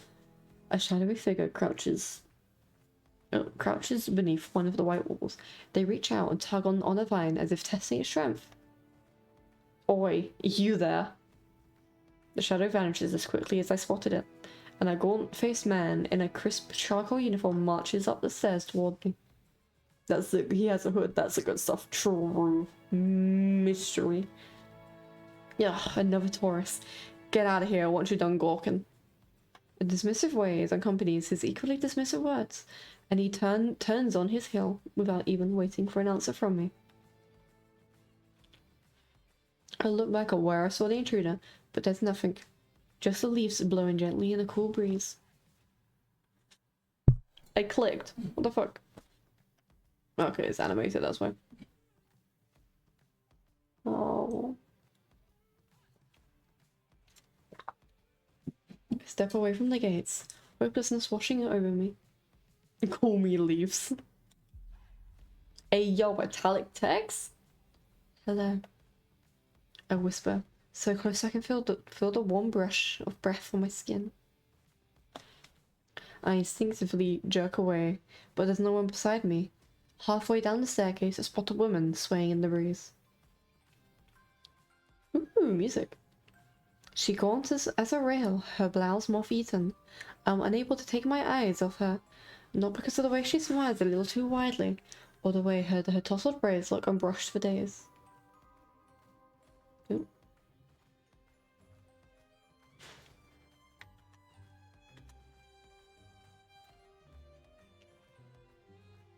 But because her eyes shine a vibrant, unnatural crimson, I'm both entranced and unsettled by their subtle glow.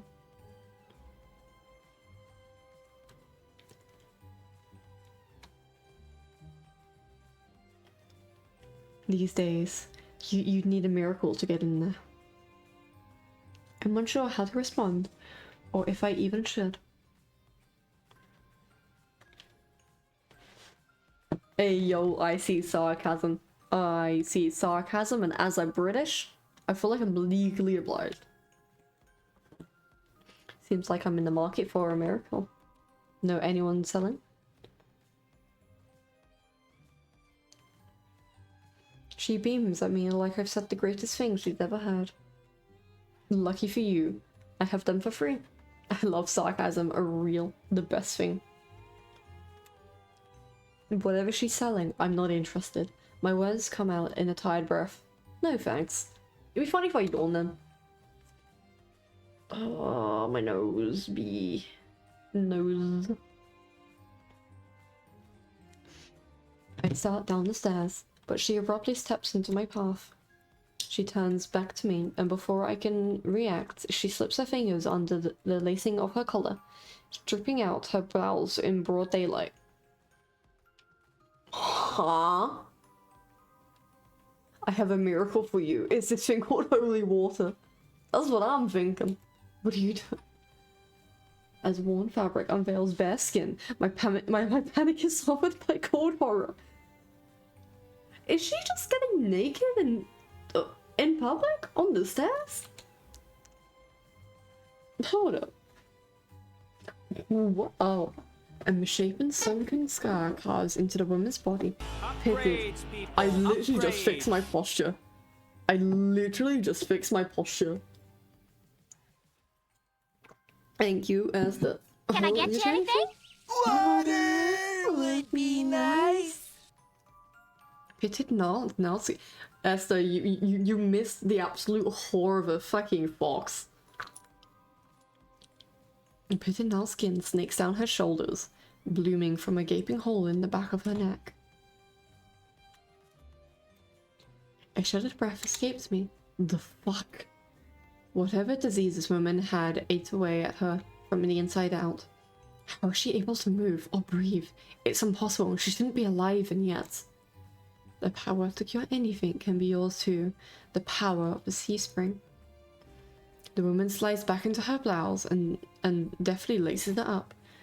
If I've caught your interest, then follow me. It's only a short walk away. Pretty man. Without another glance, she leisurely strolls down the centibeam stairs, loose braids bobbing behind her. The edge of her scar peeks out from under her collar. Pop, pop, pop, pop, pop, pop, pop, pop, pop, pop, pop, pop. Man, I love the pop. I need to draw myself a pop cap for real. I stand there, wordless, until I manage to regain my bearings. It's a twisted miracle, but a miracle nonetheless. This could be the stupidest decision in my life, but what choice do I have? I take a final look. I take a final look at the centibeam's shut gates, and follow her down the steps. We descend from the higher streets, leaving behind their gilded decadence. As we cross the river, the wet derelict districts feel more familiar to me. But the crimson-eyed woman takes me farther, then farther still, until I'm met with an all too familiar sight. Yeah, shit. Yeah, shit, we back in the marshes. My gut lurches when I'm faced with the open horizon. The city's outskirts are hardly recognizable in daylight. I'm probably safer for it. But the venturing beyond Edadia's walls is a gamble. A gamble, you say? I wasn't prepared to take so soon. Keep going straight, and the sea spring will reveal itself to you. I bark out a bitter laugh, loud and involuntary. Gamble. Gamble? Gamble? Gamble? We gambling? Gamble 1,000. Shit. I'm saying the setup. I've fallen for this already. Not that I'm proud of it, but I know I set up when I see one. Gamble little lash. No gamble, no gamble 1,000. Shit.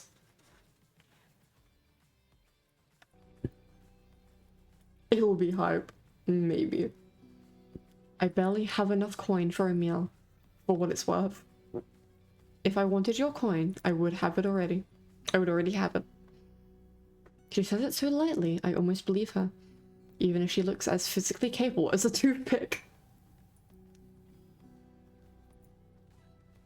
Now don't underestimate the toothpick. No. I mean 1,000? 2,000? Now 3,000? Maybe next time. You are safe inside the city as outside of it. Truthfully, the territory before you is the safest of all. What do you mean, territory? This region belongs to Ice. Ice? Ace? Ace? Coin for food. Most people know him as a gang leader, but he's much more than that. I squint against the empty wastelands. Only a fool or someone with nothing to lose would leave the city. Apparently I'm both. No. They wrote. But if this sea spring cured her, I need to see what it can do for me. I set off into the wastes over my shoulder. The woman calls after me. Good luck, Ashen. I hope we meet again.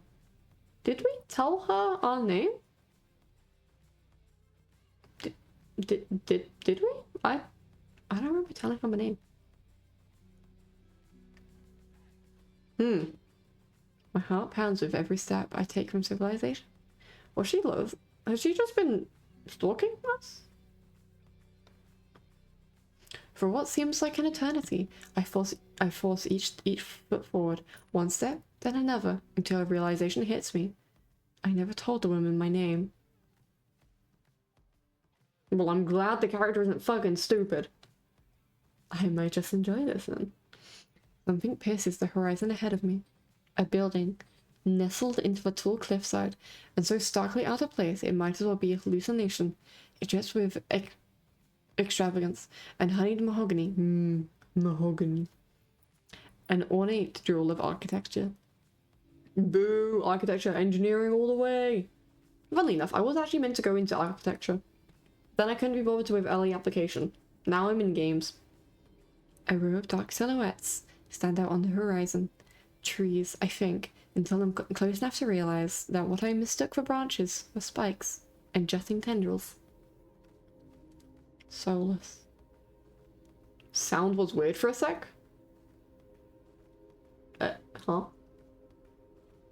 Yeah, that's a you thing to do. Yeah, no, not there. Yeah, you're right. Several of them were watching me in distance like statues. I don't think I just run, exploding into a messy sprint. I push my legs as fast as they'll take me towards the decorated building. Running. Flashes of night chase me. The gushes of blood and screams of death. The smell of burning flesh and sour bile. I can't go through that again. I won't. The next thing I know, I'm dashing up wooden stairs and crashing through towering double doors. I need to keep reminding myself to just breathe because I keep going lightheaded for talking too much in one go. Oh.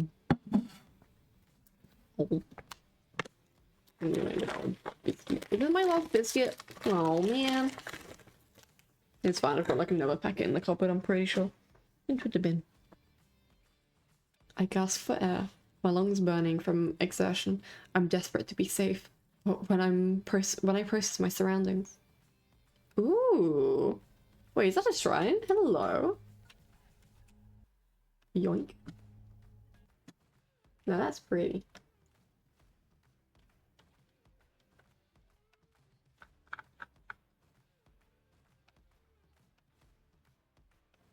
Sorry, I'm like saving the screenshot as well. Yoink. I clipped the weird sound in case that I imagined things, but it actually happened, huh? Damn, you just made me realize I have an alarming amount of faith in someone who stumbled into their field of work. There, my brain broke for a second. Alright, hang on, let's see this clip,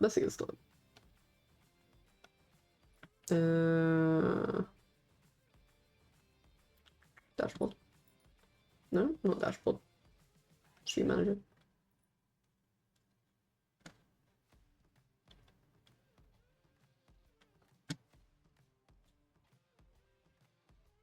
I have no idea. Right, let me hold up. I got this. I'm so smart. Slash.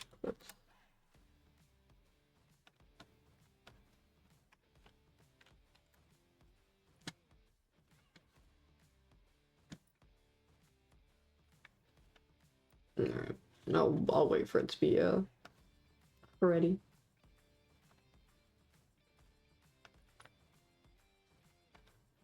Oh, okay. Boo. Okay. Alright, hang on, let's do this.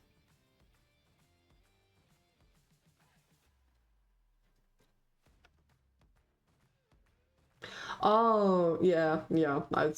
It was like slightly that did jump around sides. How? I don't know why my mic does that sometimes. Sometimes it decides to only go to like one side of the mic and I have no idea because I'm not moving.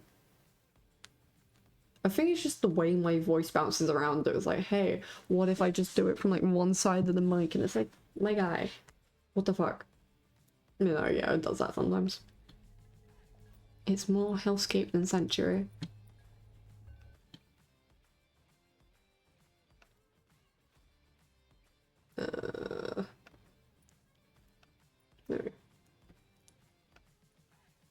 My brain legit died for like 2 seconds. You're welcome. Blood flows all around me, overwhelming my vision with a lurid, unholy red. Instinctively, my hand leaps to my mouth. But the rotten stench of blood never comes. Instead, a smoky scent hangs in the air, sharp and spice. Hey yo, spice you say? Just like my ginger nut biscuit. No. No. I swallow thickly, convincing myself that it's not as gruesome as it appears. This has to be the sea spring, the place that grants miracles. Pulling my eyes away from the pool, I take in the rest of my environment. Tall pillars flank me, blanketed in written notes. Seating pillows scattered at the floor. A rustic kettle sits nearby. Someone must live here, despite how eerily empty it is. Boop.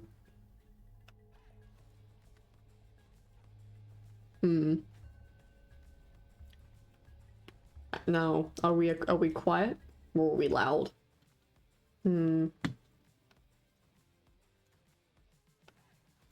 Well, I'm enjoying my biscuit while I can. No, we screamers? Yeah, sure. Right. Hello? Is anyone here? I have now posed the red flag of I would die in a horror.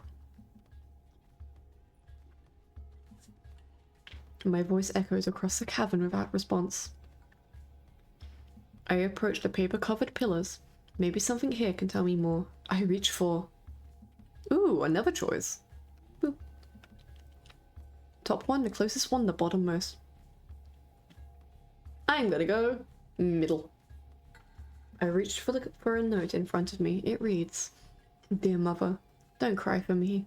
I'm sorry I didn't say goodbye, but we'll meet again in another life. I love you very much. From Iris.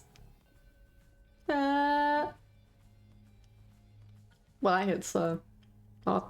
P.S. If you ever see me, never speak to me again. That's crazy. It's written in perfect cursive. I've never seen such beautiful handwriting. Damn. Before I can ponder it further, a sharp chill runs down my spine. Something's watching me. I always feel like someone's watching me.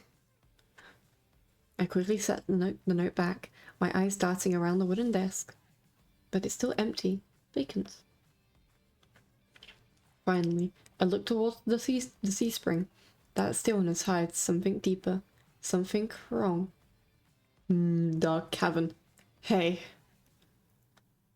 I spin around and come face to face with a pack of soulless. Oh no. They chitter and growl, tendrils and spikes flaring threateningly, all different sizes and species, but sharing one identical trait. Glowing, crimson eyes. I wonder if that woman was a soulless.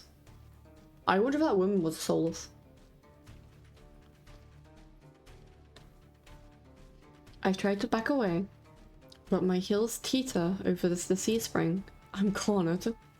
Watch your step. It's deeper than it looks. That's what she said. That's what she said. That voice again. At the sound of it, the soulless freeze, their snarls quieting.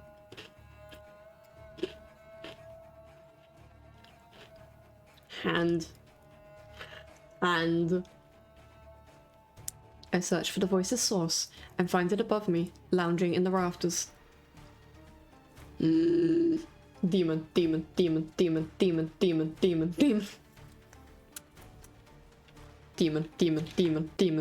Yoink. Where is... Demon.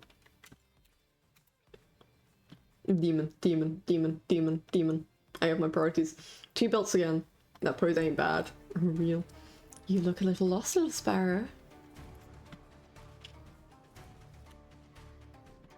I hate that I'm sitting exactly like this right now. I hate that I'm sitting exactly like this. To be fair, it do be comfy.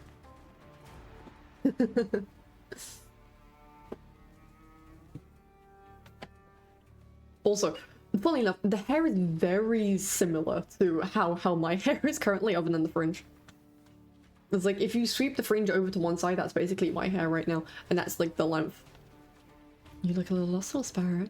His gaze is a violent crimson, one that sears through me, leaves me feeling raw and exposed. Yo? They're the same eyes I've seen over and over.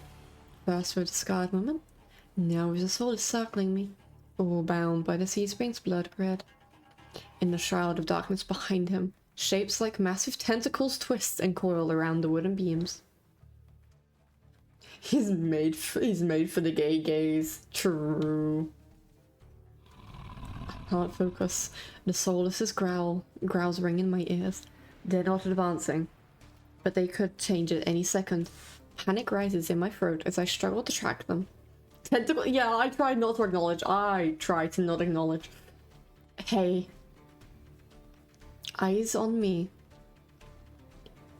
My stomach rolls as I tear my eyes away from the soulless. Don't ignore someone who's talking to you. It's not polite. For a moment, anger knocks my fear aside. Who is this bastard? Yes. Yes, sir.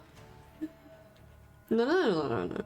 So I have a feeling if this man told you to sit, you would sit. Growling at work for looking at the CG art. Welcome back, Snuggie. The art, we do be barking.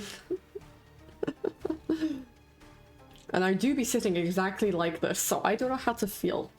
I'm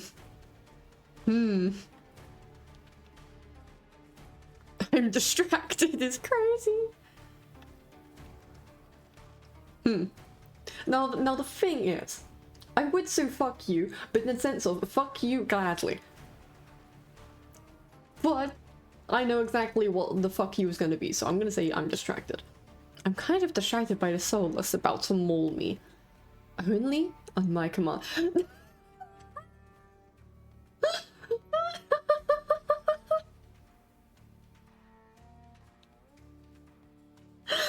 Why is his name Bastard? Damn, what the fuck? Fuck you, but let me know when. I wish. I scan the soulless again. They really aren't attacking. Posturing more than anything else. You tamed them? He could try to tame me next. Power of the sea spring. Tame me, Snit. They're hungry, so they might bite. You could give me a reason to stop them. How about I didn't do anything wrong? Trespassing? And that's punishable by death? Yes, sir. He gave me a non-committal shrug. I called out earlier to see if anyone was here. Were you supposed to play hide and seek? He got my typing fucked up. Didn't hear you. My voice stops in my throat. Yeah, it fucking does. Anyways, I shouldn't try to melt over men right now at work. At the same time, thinking about other women again. But Rena, pretty people. Go ahead and growl at men without me actually in chat. Oh, we sure are. This man's terse coolness is both infuriating and terrifying. I rack my brain for a way to defuse the situation. No. The way to defuse it is you reach up, you get a finger under his chin, you thumb on the front and lure him towards your face and speak. That is the way to defuse the situation.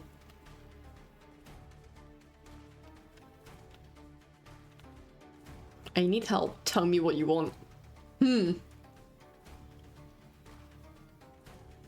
Are we begging? He got that fuckboy armband? Oh shit, you're right. Oh shit, you're right. Yes.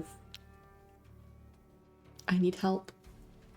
Okay, fine. I need help. I thought the sea spring could kill me somehow. My voice wavers pathetically. Honestly, it has never been in my strong suit. He casts his head to the side, appraising me, but he doesn't respond. I I fidget nervously. Oh my. That's what we're saying, Zero. Oh my. I'm telling you, I came here for help. Are you listening? There, if you weren't here earlier, there was a man-whore fox. That's all I have to say for ourselves. There was a man-whore fox and a really smooth fuck. And then the doctor. Your hands. I mean, if you're asking for my hand in man-whore fox. Yup. Yup. Alarms jolt through me. I hide my hands under my cloak. No, no, no, no, no, no, no, no, no, no. No, no, no, no. You accept his hand. That fox is mine, though. We already decided. Yup. The fox is yours. Leander is mine. Though I am debating on this guy. Nah, you gotta do the trick where you get them to grasp their hands, lift the fingers, grab through the fingers and shove. Oh, yeah, no. You right, Dragoon. You right. Show me. Why? Won't ask twice. With a sharp huff, I reluctantly hold out my bandaged hands. If this man says, like, good boy next, I swear to God.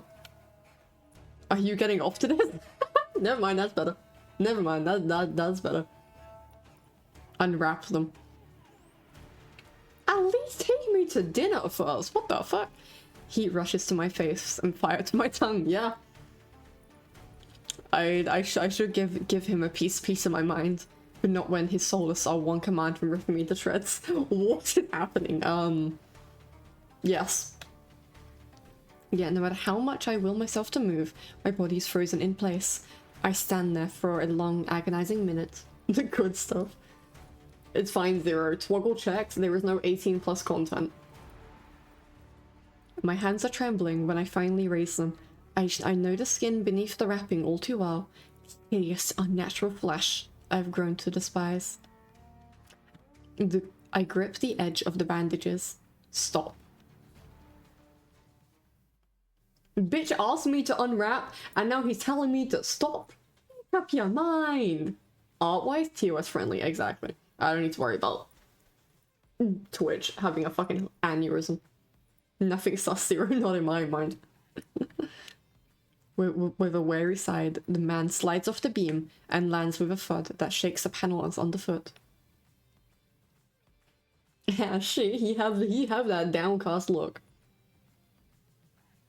I hate that I have this exact fucking look with one of my PNGs. That look, that's what I'm saying. I have that exact look with one of my PNGs. Can I be bothered to switch my thing? No. I could. He's a monster. Actually, do I? Hold up.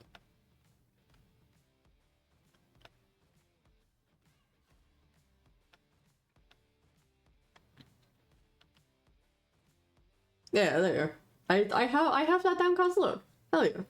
Yeah, this is my original PNG. This was before I debuted.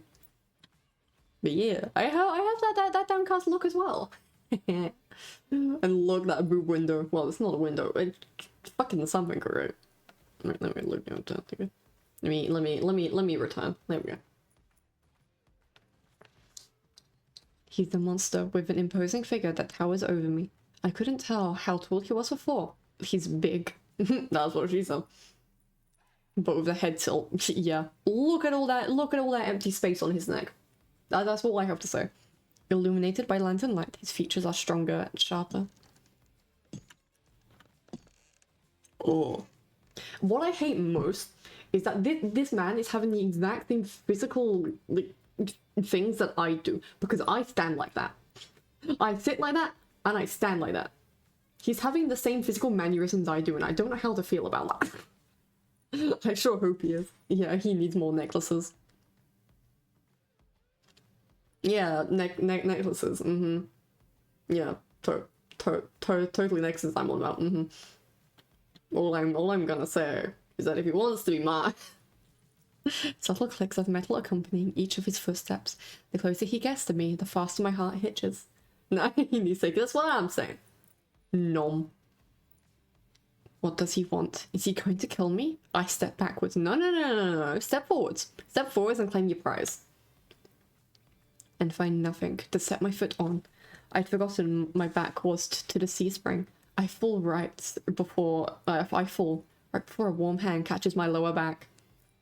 See, he caught you before you caught him. What the fuck? I'm hovering above the sea spring, the scent of smoke and leather enveloping me. Blazing crimson eyes bore into mine. Told you to watch your step. The look. The look. I'm too stunned to muster a response. I don't like that it's gone silent. Yana, let me simp in peace. Let me simp in peace. Pretty man. Pretty man. Look at him. Look at the pretty man. Look at the pretty man. And like I weigh nothing, he guides me back to solid ground and steps back.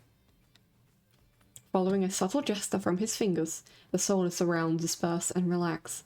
The shift in their demeanor is so abrupt, it gives me whiplash. No, you're so valid. Exactly!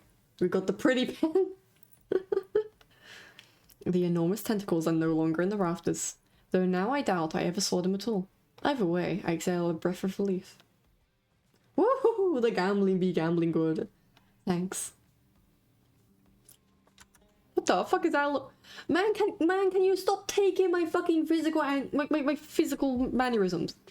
Stop. What the fuck? As focused on me as he was before, the monster pays no attention to me now. He kicks some seating pillows out of the walkways, checks the contents of the kettle with a scowl. The sudden disregard is almost insulting. So that's it? I'm not a threat anymore? Never were one. I love that in the name and they're still just bastard. Then why'd you threaten me? No, man. Oh, you updated this last. I did. There's like the gremlin stuff and everything there as well. Oh shit. Never were one. Then why'd you threaten me? People get honest when they're afraid. In other words, he was messing with me. I drag a hand over my face, exhausted by the fact this is the second time a monster has provoked me today. You're ice, aren't you? Is it A's? I don't know how to pronounce it. Depends who's asking. Man, this bro is nonchalant as fuck. One of your friends told me this was your territory. She also said you were a gang leader. But there's no one else here. I thought there'd be more people. Yeah, like the update slots. Yeah. Whenever I get more emotes, I'll probably replace the rest of the spaces with emotes. Oh. For now though, we vibe. Very shy and demure, true. I thought there'd be more people. Ace picks up the kettle and walks to the edge of the sea spring, then dumps out the contents into the end spread. Gang took a walk. You do have such just an innocent little smile. Look at that adorable little smile. I'm looking at him with that smile. It's like the same reaction I have whenever I see like a really cute like cat or dog. Of I just want to grab the face and just His pleasant smile stretches across his face, ear to ear. In an instant, it drops. I get the sense I shouldn't be asking about his gang again. Also bite, yeah. Just nom. The cuteness aggression be real. Something must have happened. I've learned to recognize a real leader when I see one. Ice, regrettably, fits the description perfectly. Don't forget to apply face of belly of true. I mean, there isn't much of a belly, but there sure is a chest. That's all I have to say for myself. Also, hey, succulents. He knows how to scare people, but he expects submission. But it's uncommon for someone so used to being in power to be so alone. Man, I'm getting called the fuck out. Leave me alone here. You said you came here for help. Depends. Can the sea spring cure a curse? Probably. You mean you don't know? Nope. He shakes out the empty kettle and starts collecting stray cups, tidying up. My frustration builds. I narrow my eyes at him in a questioning glare. When he notices, he returns it with an amused smirk. The fucking artwork of this game has me crawling. I fucking love it. I Are you being irritating on purpose? Listen, Sparrow. The sea spring can cure anything. Nothing's stopping you from trying it yourself. Oh. What do I have to do? Drink. I mean, if you're asking. I have to drink from the sea spring. My eyes glide to the blood-like pool beside us. The idea of ingesting the strange liquid makes my guts churn. Oh, by the way, he called the empty barrel. He called me barking. True. Oh, the urge I have now to just start calling my dumbass sparrow and seeing how they react. The urge. They would probably just go, what the fuck are you doing? I'm like, hi, I got given an idea. My eyes glide to the blood-like pool beside us. The idea of ingesting the strange liquid makes my guts churn. Listen, bucko, I've eaten weird things in my life and I will continue to do so. Give me the blood to drink. Is there a price? Always. Ice taps his temple with a finger. You lose a little bit. And that's it. You might have already beat it to the punch. My humor earns me an amused fanged grin. Oh boy, he smiles. This is a little different. When you drink from the sea spring, you forget who you are. Joke's on you, I'm a phoenix who loses my memory of every reincarnation. I don't see a loss here. I'm now debating between this motherfucker and Leander. Fuck. Your mind combines with everyone who ever drank before. Humans, monsters, soulless. One big happy family in your head. I mean, if you're included in that. My blood run cold. I've heard of these before. Joke's on you. That's the good outcome. True. Group minds. I thought they were just rumors. I've heard whispers of cults performing rituals to bind their members' minds together. It never seemed possible. But something tells me this is real, even if one thing doesn't add up. Your eyes are red too, but you obviously haven't forgotten who you are. Before I can finish my sentence, Eyes strides past me towards the entrance. Time's up. Let's finish this later. Wait, already? You barely told me anything. Came on a bad day. I've got somewhere to be.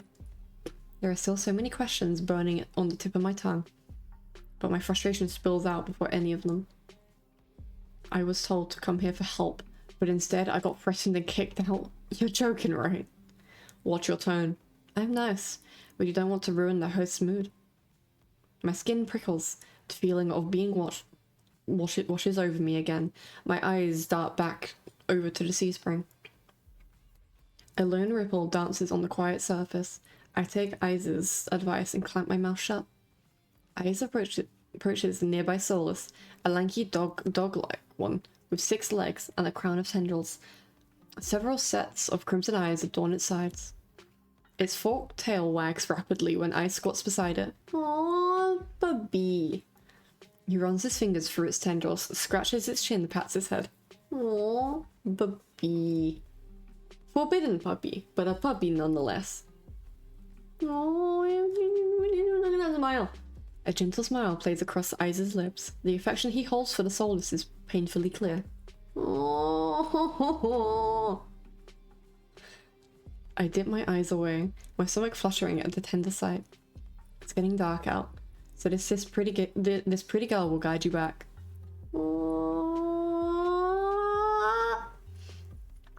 Following a short whistle from Eyes' lips, it trots over to the entrance, obediently, tail swaying. I watch the Solus warily. Pretty is not a word I would use to describe it, and the idea of it protecting me sounds absurd. If I decide to drink, how should I find you? Find someone with eyes like mine, they'll point you in the right direction. But think it over. Once you drink, you can't go back. Nah, I've made worse decisions before in my life. Let's go. Fuck it, we will. It's a lot to process, but I give a small nod. At least I know I have another option for a cure, as disturbing as it may be. I followed the Solus at a measured distance and watched it nudge the giant doors open with ears, and when I'm about to cross the threshold, I sneak one last glance behind me. My heart skips a beat when I meet Eyes' eyes. I'm about to snap my head away, but he just flashes me an easy smile. It all started with that smile. That damn smile. Till next time, Sparrow. I'll buy you a drink for scaring you. I don't trust myself to do anything but respond with another curt nod.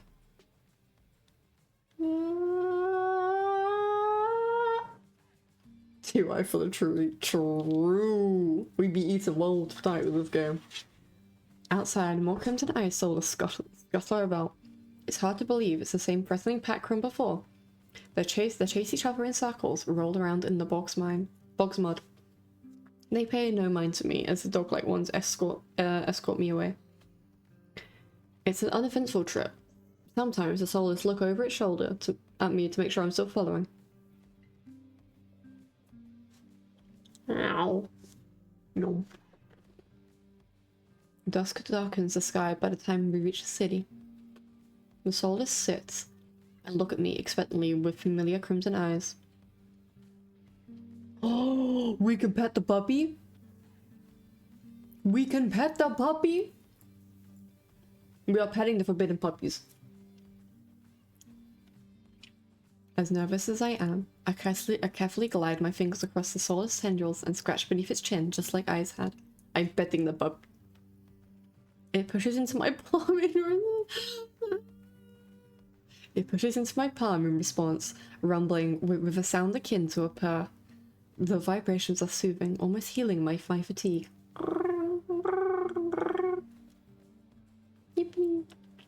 When it's satisfied, the soulless spins around and scampers back in the direction we came, vanishing into the darkness.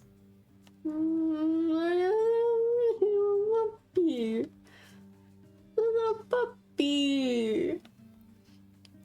It's barely my first day in Eridia, and I've already encountered so many things I thought were impossible. Tame soulless being one of them. My head spins. Maybe I should call it a day. But nightfall creeps across the streets of Eridia. The city, labyrinth, even in daytime, has become a warren of treacherous alleyways. Oh, did I just skip some text? No, okay. The streets are completely deserted. If I hadn't been here earlier, I would have thought this part of the city abandoned. I make my way through the winding streets, doing my best to keep my bearing towards Wetwick. I'm so just happy about being able to pet the puppy. Oh, you with the puppy. My steps slow when I hear rustling in the dark. I strain my ears, but everything is still. Is the silence playing tricks on me? Save. I'm imagining things. Something is wrong. I have a notification. I would kindly ask to know his name. Accurate. Based, even. Let's have a looky into the server. Oh god.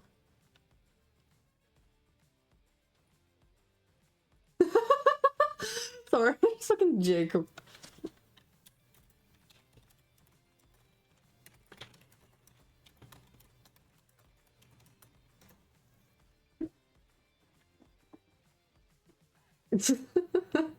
I respect Jacobs.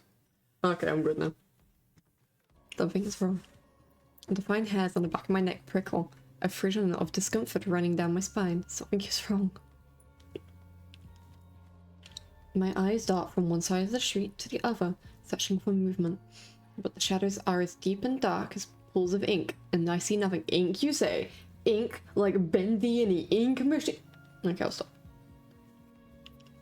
I can't stay here. I need to reach a busier part of the city. Drawing my cloak tighter around my body, I hurry on my way. Four big guys, and they grab on my thighs, blow up my guts like the 4th of July.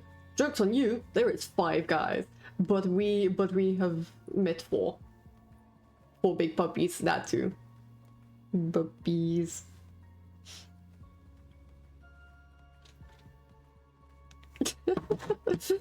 Okay. For context, Jacob is currently stalking through the Touchstarved Twitter just to find more things about Eyes. Why is November the hot men month? First Jason, Victor, and Arcane, now this. No, you're right.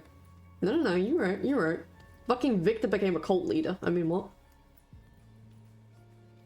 Though I keep my eyes sharp and listen intently, there's only the sound of my own footsteps.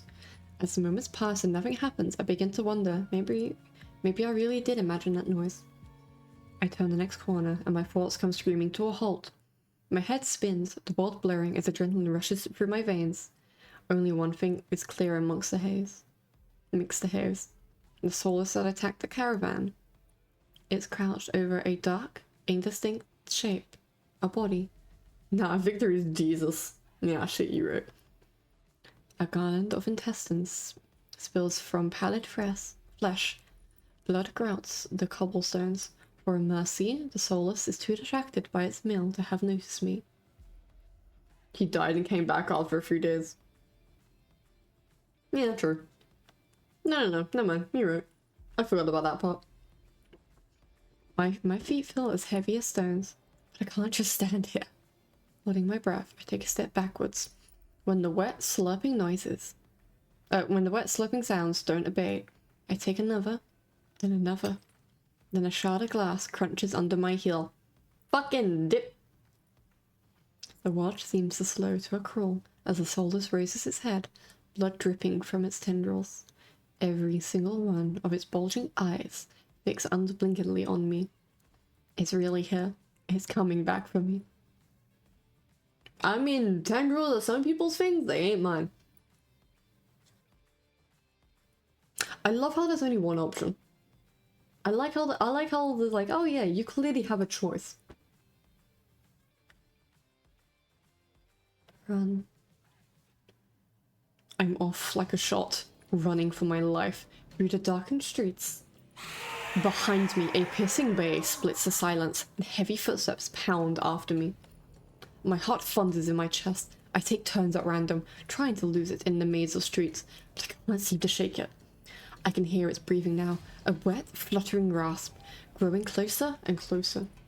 The same claws that severed my arm swipe out. I duck, saved by pure reflex, and skid around the corner.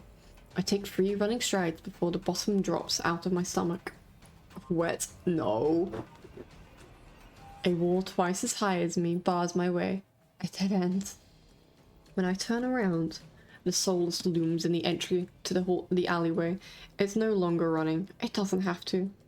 As it prowls closer, my thoughts race.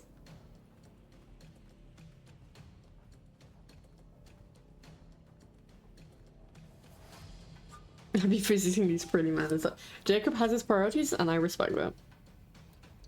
What's this man saying in DMs?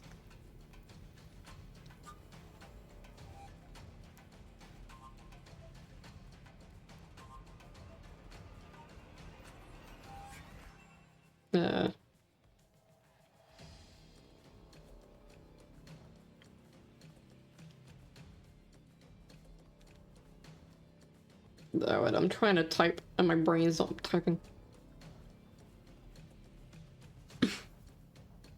Send, please, thank you. Why do I have Steam notification? Oh, sale. Some of the buildings lining the street are lit. There must be people inside. It's a long shot, but... Scream for help, try for the nearest door. Hey, Rax! You're missing the pretty man. Apparently we have a monster coming for our ass.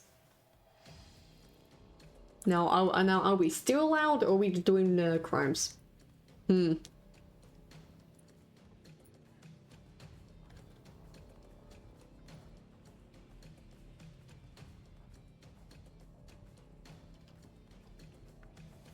feel like screaming for help. No, I'm gonna scream for help, why not? Somebody help me. My voice rings through the shadow streets. Silhouettes pass by the windows, but nobody answers. In this wretched world, few people will stick their neck out to help their own flesh and blood. Never mind a stranger. The soulless, provoked by my shouting, gives a rasp hiss, the only warning I get before it lunges for me with a flash of claws. I hurl myself to the side, but the slick cobblestones betray me. I fall sprawling over the rough stone. Oh, dang it. As the soulless looms over me, I scrabble away from it until my back hits the wall. There's nowhere left to go. It descends on me for the kill.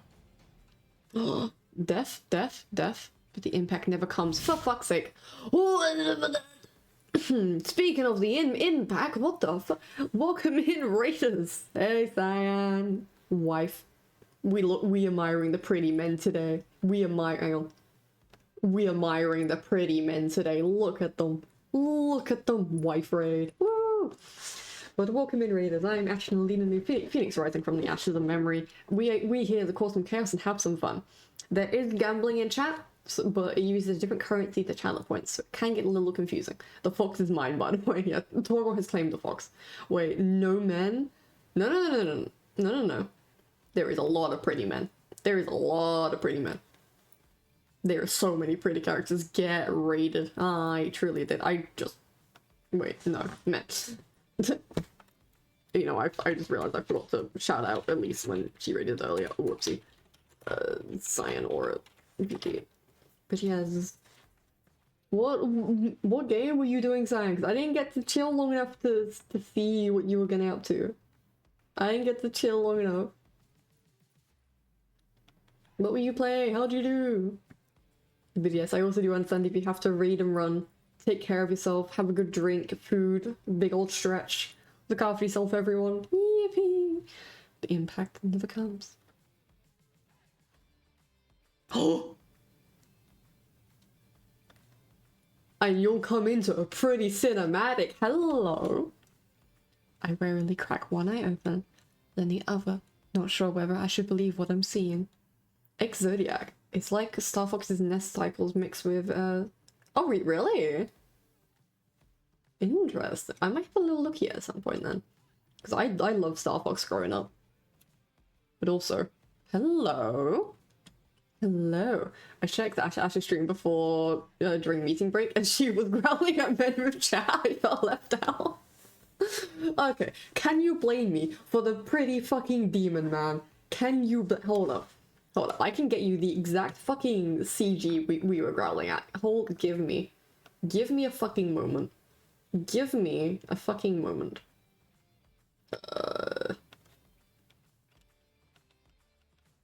Nice. There's my OBS. Give me a fucking moment. What? You were growling earlier? Yes. Hold up. Browse. This one. There you go. Can you fucking blame me? Can you really blame us, guys? Can you really blame us? Don't worry, it's been on the entire stream. True.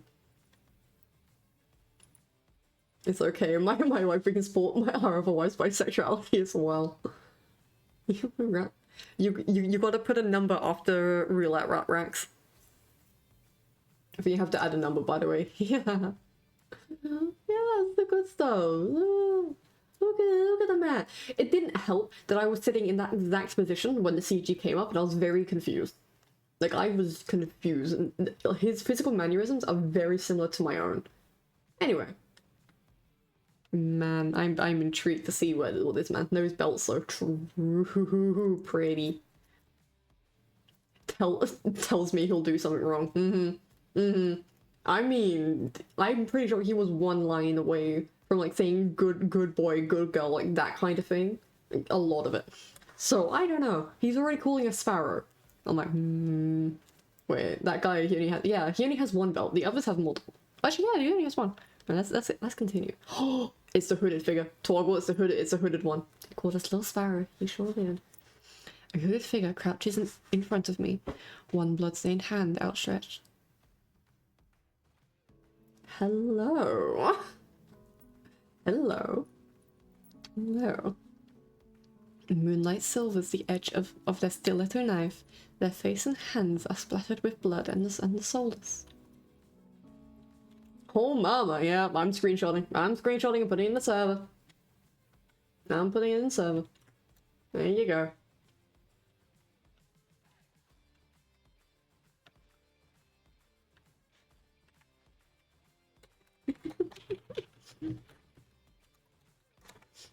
Jacob has been convinced to play Touchstarved. I'm winning. I'm so winning. I need to know this man. Slow and Reno, I feel left out too. Share every screenshot. Oh, there is an entire menu on the main menu that is just the CGs. So I'm intrigued to scroll through that later. Share every screenshot. I'm putting it all in my own server. Actually, speaking of the Discord, I mean, if you want to see where some of the screenshots are, you open the Mildeer card. All right, let's continue. My eyes dart past the unexpected rescuer to the misshapen form behind them. The Solus's mini eyes, once restless and vibrant, now dull and waxy. A red pool spread slowly from under its body. All the OST, yeah, fucking the music. I don't care whether freaking Twitch will have my ass for playing the music. I want the music. I want the music for the full experience. I don't care. Twitch can have my ass for copyright. I don't give two shits. What are they gonna do? Take down my VOD? Alright, it's fine. I've got it recorded. Numb with shock, I can't help but stare. It's dead. After all, the people it's killed after nearly killing me twice. I can hardly believe it.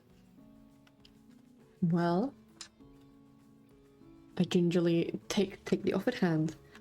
The stranger's gaze dips into my bandages. Pale lips part, on the brink of a question, then close again. No. My friends, utter whatever sweet word you so desire. With a stench belaying their slight frame, pull me to my feet.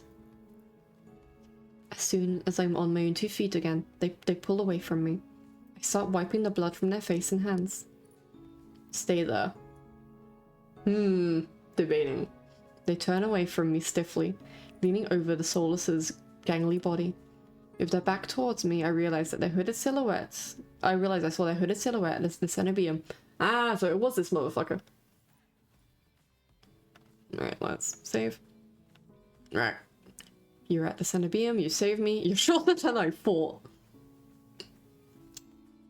One of these is the canon answer for what I'd actually say. I will say that.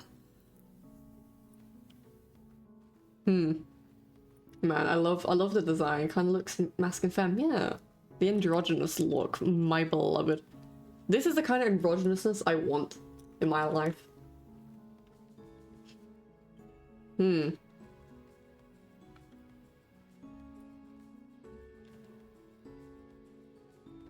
Smash real. Have fun lurking. You're shorter than I thought. They give me a startled look before their eyes narrow. It seems I've touched a nerve. You're welcome. Says Smash, leaves. No. Smash and does not have to answer. I'm surprised you think It's fine. I had a monster earlier, and that's why my brain isn't working, because my head is still rather empty from having the caffeine.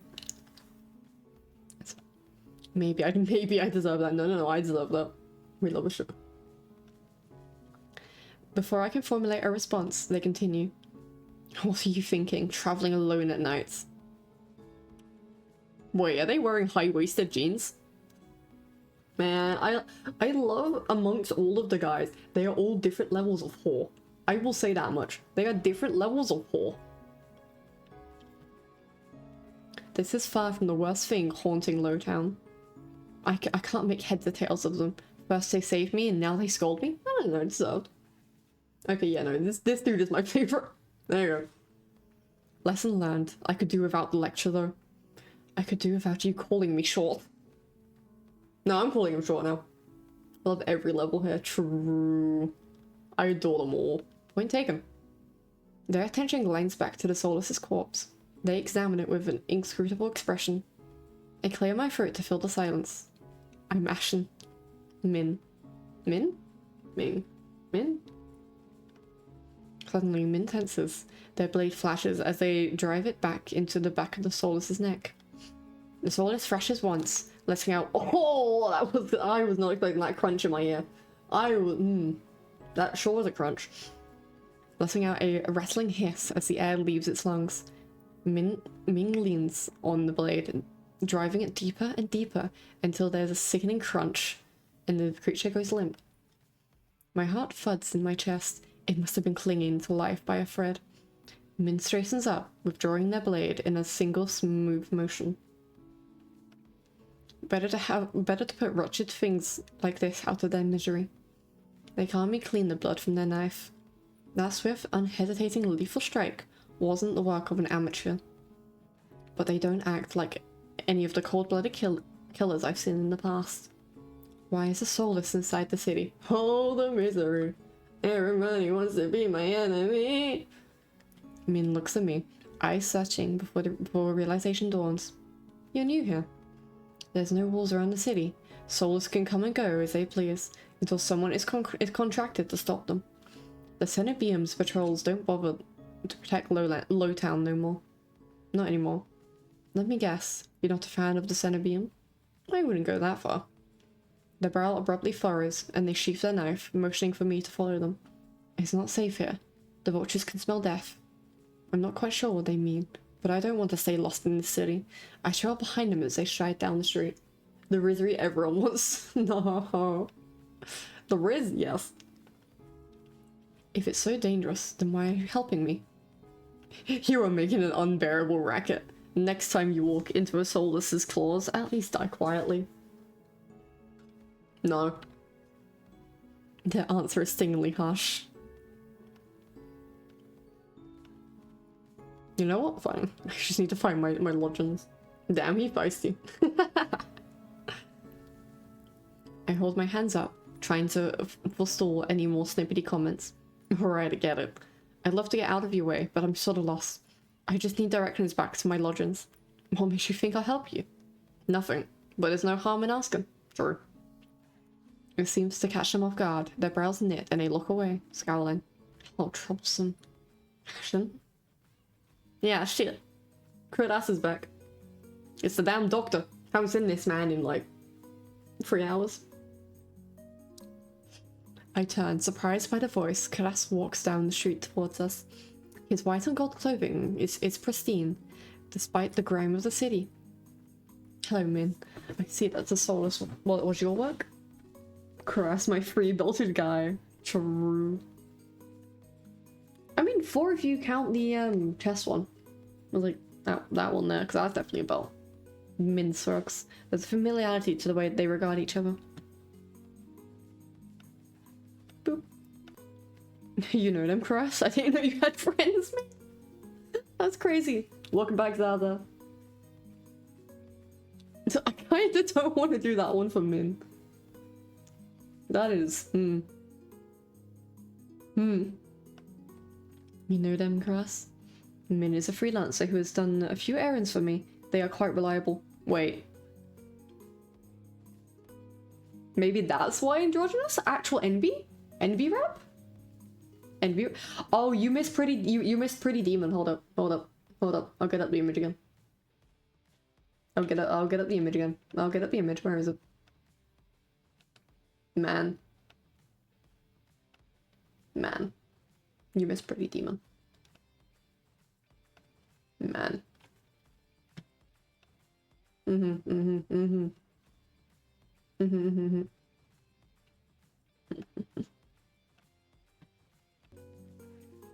We also almost got killed. Multiple times. Hee. I want that twink obliterated. Real for that. Oh yay, envy person would go hard. Honestly, yeah. So maybe unreliable freelancers don't eat. There's something Kodas isn't saying here. Ashen needs to get back to wherever they're staying before they wander into the jaws of another soulless. Real. Hey, I'm an envy. More enemies. Let's go. More of us. Oh wait, I actually want to check it. I want to check if they're envy now. Touchstarved. And then yeah. No. They're actually envy. They're an actual envy. Oh fuck yeah. We have pretty envy rep. Holy shit. We have pretty envy rep. Let's fucking go.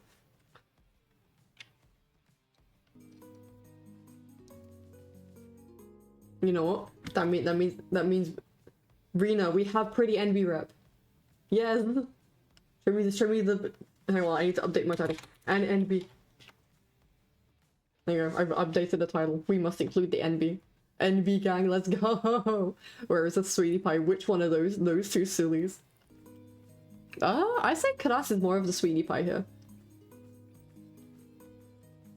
I'm saying at the wet wick. Both of their faces full. I see. Would you like a guide? It might be preferable to wandering about alleyways. That would be nice. Min clicks her tongue and sighs, sounding mightily put out. Going to the Amaryllis district? That gaudy cesspit? Come, this way. More appreciation, yeah. Despite Min's clear distaste, when Karas leads me down the street, they keep pace with us. Catching my curious gaze, Min's eyes narrow. It's not safe this late, I don't care about you, but Karas is the only doctor worth a damn in this place. Are you like this with everyone? The deadpan look Min gives me is answer enough. I catch Karas hiding a slight smile. Oh, Karas on the left and Min's on the right? Yeah! This is Karas, this is Min. Hold up, wait, I can get up the thing. From left to right, we have Leander, we have fucking Karas, we have Eyes, we have Veer, and we have Min. They do be very perennial. I just have that ready now. I'm just like, I'm leaving it there. It's kind of funny. I suppress a sigh and resign myself to having a grumpy shadow all the way back to the wet wick. The route Karas takes is completely different from my slow meandering earlier in the morning. In no time at all, he cuts through darkened streets and twisting alleys. Can I get you anything? Oh, literally was just reaching for my water. I literally just reached for my water. Let's go. Thank you. Upgrades, people. Upgrades. Thank you. Actually, I'm gonna take another sip of water. Yum yum yum yum. It seems like half the city has poured into the Amaryllis district. Colorful streets, laughter, clinking glasses, and music assault my ears from every direction. Damn, I love when music assaults my ears. Only when it's good music. Yet the most noise comes from the wet wick. Its doors hang wide open, lanterns lit. Here we are. Hey yo! Hey yo! What is that pose? Also, that hair is so fucking beautiful. Holy shit. Holy... If I could draw hair like that, the things I would do. The things I would do. Do you reckon I could pay someone to draw me in the Touchstarved style? Hold up. I have my priorities.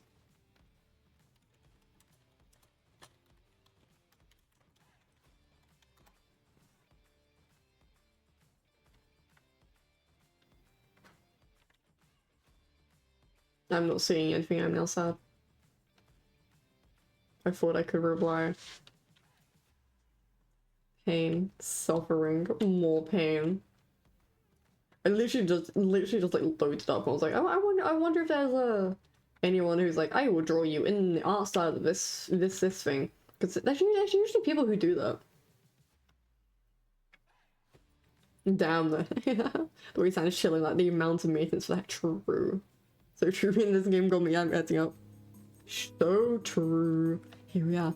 I saw the fucking trailer for this game and I've been vibrating ever since so badly wanting to play. I am so happy to finally get to play as now. What's the door? I'm in. Let's have an audible huff. Don't tell me you're going in. I have some quick business with Leander. Sadly, no 18+ scenes. True. It's fine. There's fanfic and fan animations for a reason. Ugh, fine. He still owes me for yesterday's work. They drag their feet, reluctantly trailing me into the tavern. To be fair, if I still had long hair like before, I would have also... Honestly, so. If I still had my long hair, mine probably would be like that as well. But it's like like my hair is naturally curly. Like, not curly, wavy, so I naturally have them curls. So I don't need maintenance, it just is like that. Because even as short hair, it has the fucking curls. I'm literally playing with them right now, and because As soon as the doors open, a wave of sticky heat rolls over me. Now I have wolf cut. Hell yeah! I don't know how I describe my haircut because I cut it myself, so it just is what it is. I guess it is kind of like a wolf cut. Actually, now I think about it. I don't know. I just cut it. It looks good. In the hours since I left, the wick has grown suffocatingly crowded. Crest stands out, easily a head taller than most. Even so, I nearly lose sight of him amid the sea of swaying bodies. How fucking tall is Kadas? What the fuck? I see him. My mum always wanted to do my hair when I was younger. Was against it. You got hair. I truly do. I do have hair. I just sometimes forget. Pardon me. The crowd parts as though answering his request. Kadas glances over his shoulder at Min and me before gliding through. Preferred barbers. Yeah, no, I don't blame you. It's like my mum had to trim my fringe every so often because my hair grows really fucking fast. So it was just cheaper for us to trim it, and then the hairdressers need it up like every month or so.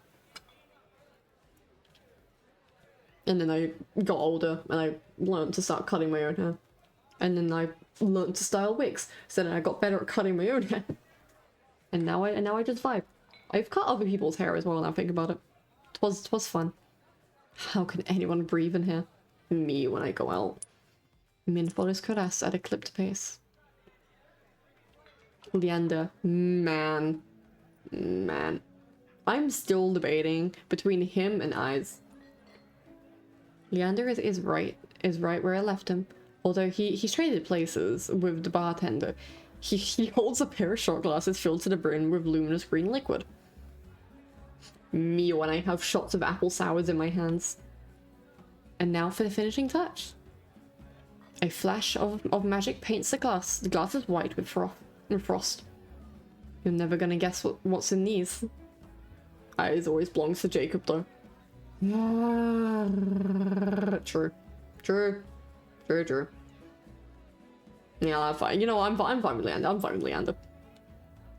Leander slides his glasses across the bar, and I get my third and fourth shot for the evening in rapid succession.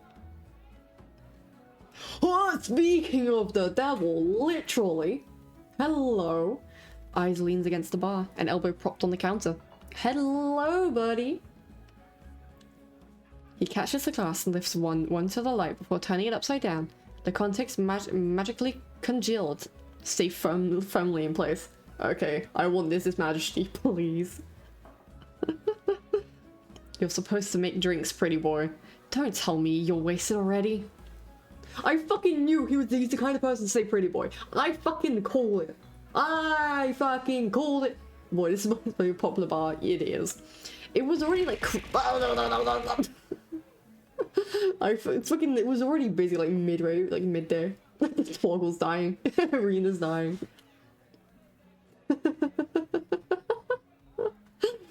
And so all the envies cry at the same time.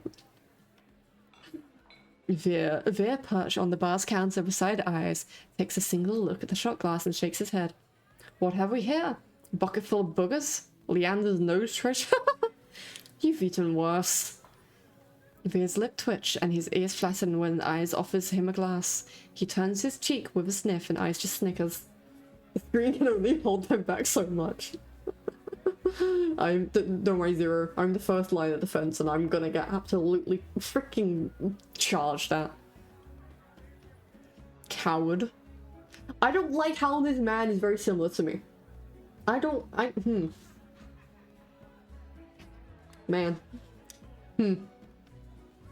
I didn't expect to get called out this much. Don't tell me you're actually.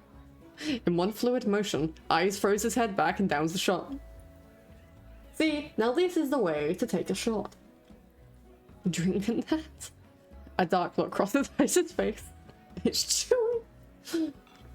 Yep, my heart will stop itself for a chance to be reincarnated. The similarities concerning shut. Chewy? Wait, let me try again. Behind me, Min grumbles. I told you this place was full of degenerates.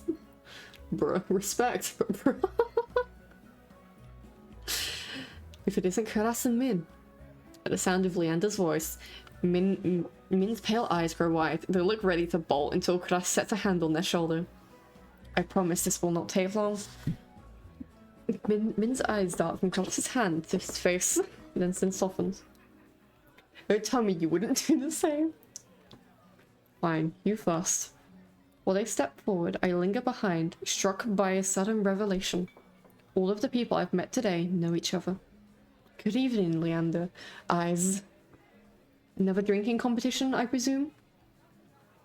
Drinking competition, I'm gonna fucking win. I'm grinding my gears harder. No. That's a lot of pretty men on screen. Also, the fucking height differences, that's like a that's like a ladder. Oh, is it evening already? Could have sworn it was earlier. Oh, he's blushing again. Oh boy, he's blushing again.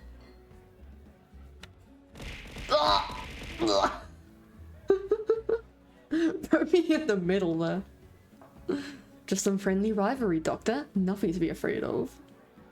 Kras acknowledges Leander and eyes with a slight nod, ignoring Veer entirely. Not that Veer seems to mind. Gremlins be coming. True. I'm getting beat up. It's great. He tilts his head and an impish smile curves his lips when he spots Min looming silently behind Kras. I always didn't see you there, Min. Looking for your booster seat? Oh my god. Probably for Min, perchance. Forgive me, Father, why Wilson? Oh god. Oh! Hood down, hood down, hood down, hood down, hood down, hood down, hood down, hood down. Min pushes back their hood. They level Veer with a cool look. I thought Eyes wasn't allowed to bring his pets in here. Veer's tail gives an angry twitch. Damn, shots fired. Oh man. And Veer. Oh, the fucking CG!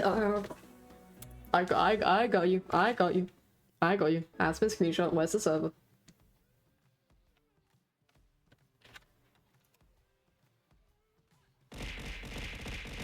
I can hear myself getting beat up. I can't. Yeah, he's under 70 favor. Hold up, let me message for that.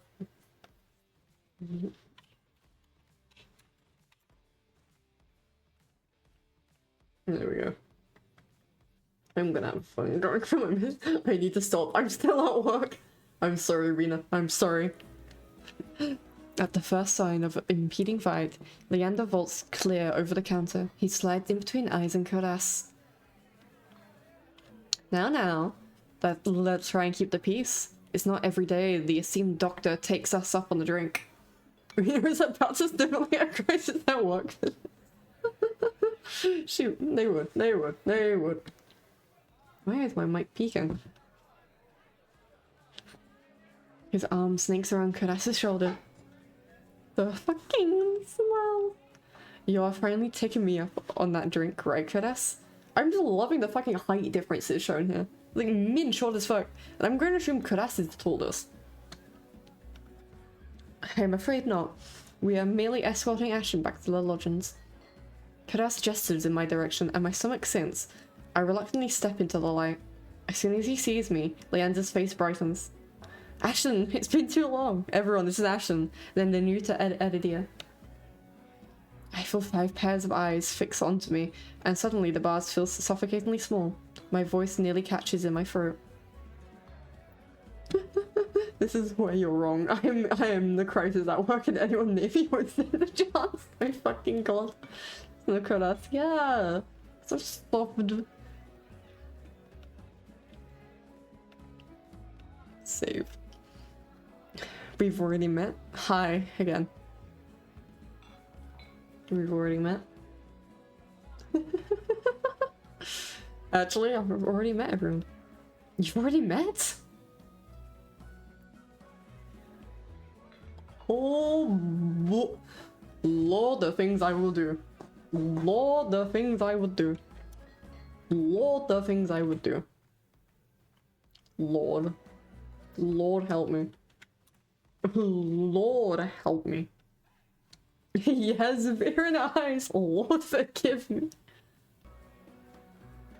Oh. Boy. Eyes and Veer lower me with a subtly amused expression. Veer's tail gives a lazy wag. Calm, chat, calm. There ain't no calm in this chat, Zero. There's no saving them, actually. No. Zero, we have a crippling gambling addiction. This stream, we're allowed to be aggressive fucking simps for this horror. It is this horror of a freaking game. I love it. We did. Not that long ago, either. I'm starting to suspect they're stalking me. I have a feeling Toggle would stalk. What? Huh? He looks far too pleased with himself when I roll my eyes. This calls for drinks. Or what does everyone want? Lord help me. Also, I still don't like that Eyes has my fucking same fucking position. Like, I would also sit like that. I'm pretty sure there is like numerous pictures of me sitting like that. There's no need to be safe, I'm in heaven. Huh. We are ascending. We are also fucking Veer's long ass tail. Water! Yeah, no, I'm drinking good. I'm drinking good. Can I get you anything? Water would be nice. Also, I'm swear to God, I think someone has been in a fight recently because those knuckles do be looking pretty bloody. Man, although, like in this situation, I'm either Eyes or Veer because I also love sitting up on counters and stuff. I think I for the chat at this point, honestly, everyone's drinking good today. In an instant, all eyes turn to Leander, freeing me from the burden of attention. I still can't believe they all know each other. Watching them talk amongst themselves feels surreal. Wouldn't call it a fight.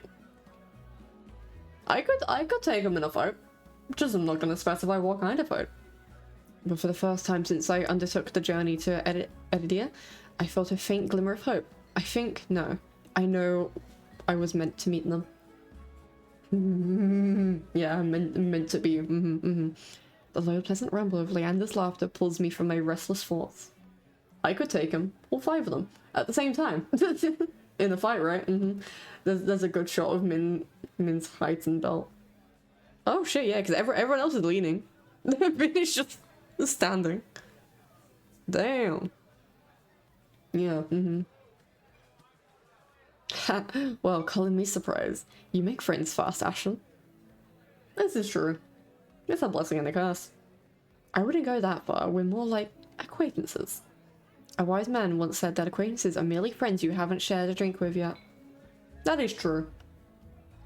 A wise man. You said that here last week.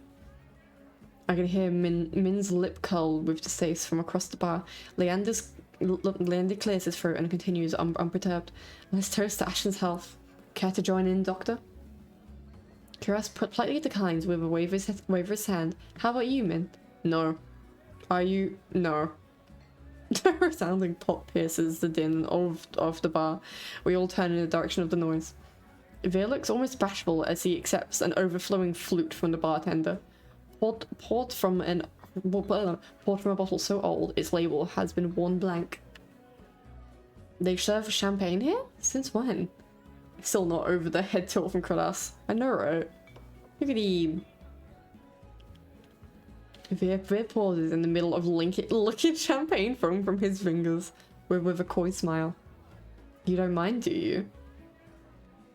Okay, yeah, means that's also how I would answer. Yeah. Fucking man. Damn. In a transformation as impressive as his magic trick, the concern on Leander's face vanishes. He laughs softly. No, be my guest. I know you've got an expensive taste. Oh my god, the hips on Veer. Bro got a waist. Then he shoots the bartender a frantic look.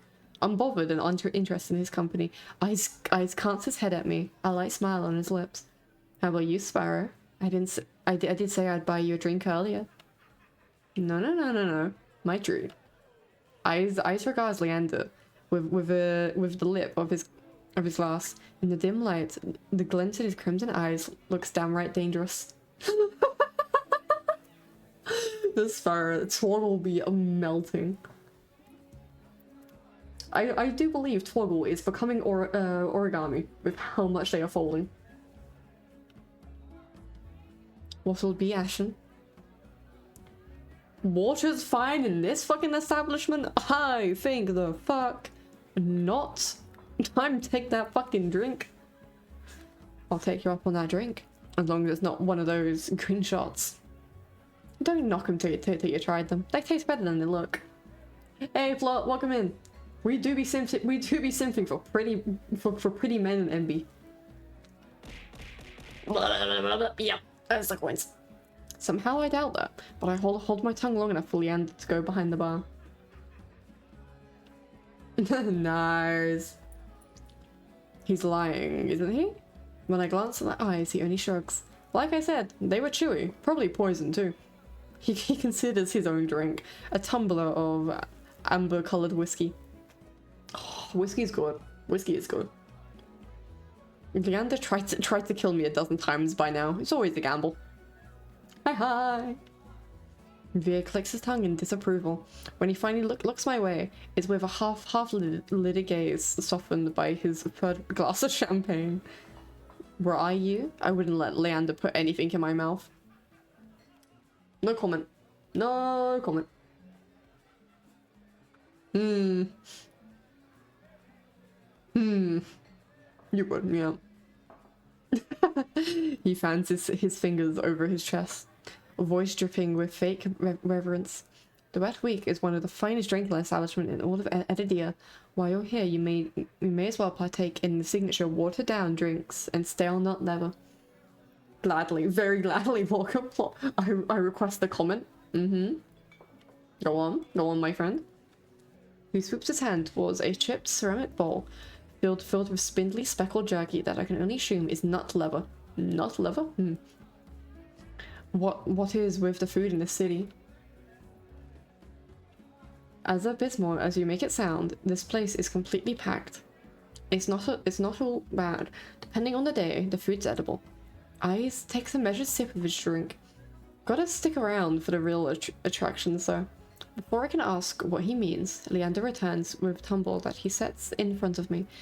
Uneven chunks of ice bob in a pool of reddish-purple alcohol. Reddish-purple? What the fuck? I sniffed the drink suspiciously. To my relief, this time all I smelled is sharp, clean scent of gin with an undercurrent of fermented fruit. You know, that sounds good. That actually sounds good.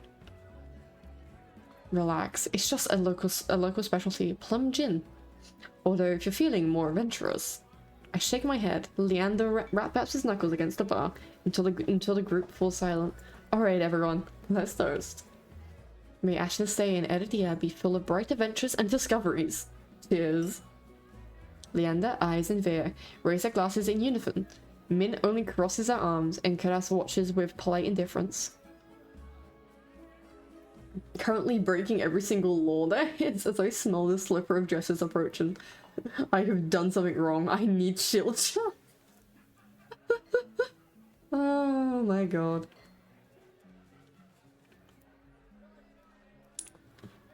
You know what? Oh, and oh yeah, discoveries. Discovered these nuts clearly. I mean, discovery of each of their bodies. I mean, what, huh? What? One sip softens the edges of my vision. The next fades the din of the crowded bar into a low, persistent murmur. I find myself unwinding for what feels like the first time in years. I will. I will discover all nuts. Shield, all defense, roll, break effect pieces. Oh no. Are you what? Currently breaking. Oh no. What a thing to find out you're doing. Oh. There we go. There we go. Accidentally scroll by. What a thing to find out you're doing. Don't break the law, kids. Jesus Christ. Plot, are you having questionable Sariel builds again? Aren't you the popular one, Ashen? I guess you met Karas first. It would be more accurate to say that I found them. He saved my life. I merely performed my duty as a doctor. Although I must admit that I was confused when I woke up missing all my clothes.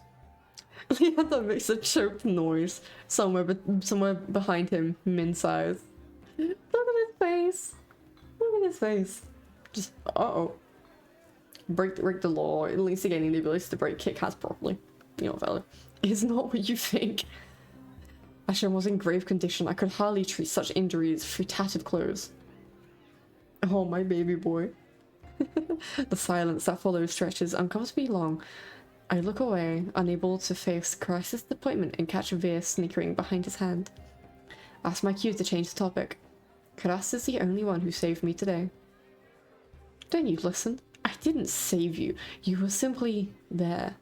That's Min for you. Leander reaches Min, but they... Well, reaches for Min, but they duck under his arm with practiced ease, without so much as looking his way.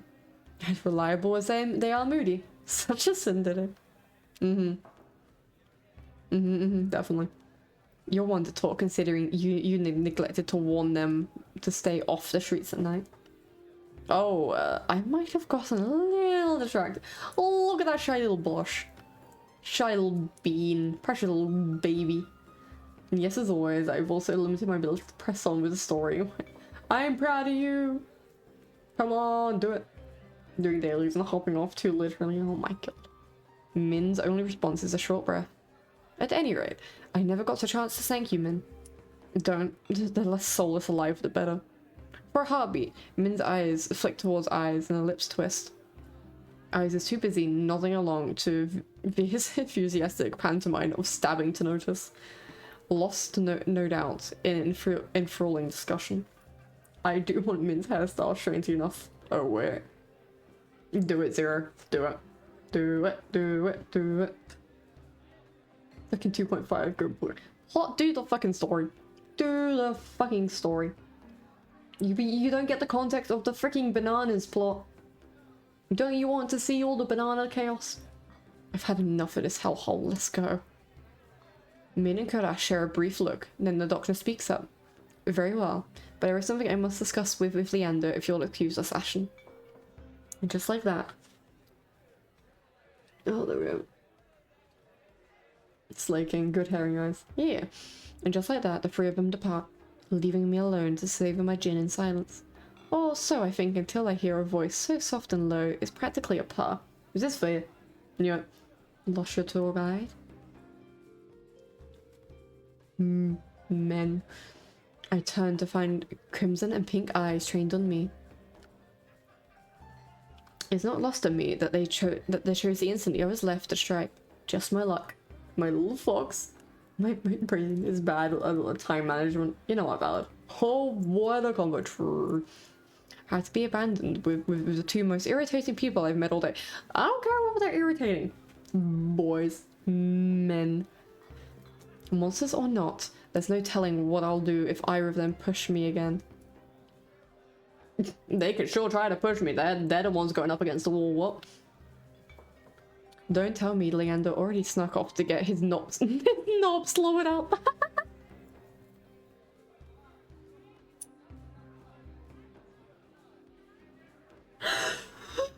Oh, that caught me off guard. That caught me off guard. I'm not gonna lie. I mean, they did say that Leander does have hookups in that room up back. Well, damn. He's got business with a Karas and Min. 2-on-1 business, Isn't he lucky? Yeah, yeah. It could be 3-on-1 if they just let me come along. I can't tell if it's the champagne or the company, but Veer has grown noticeably more relaxed. Bruh.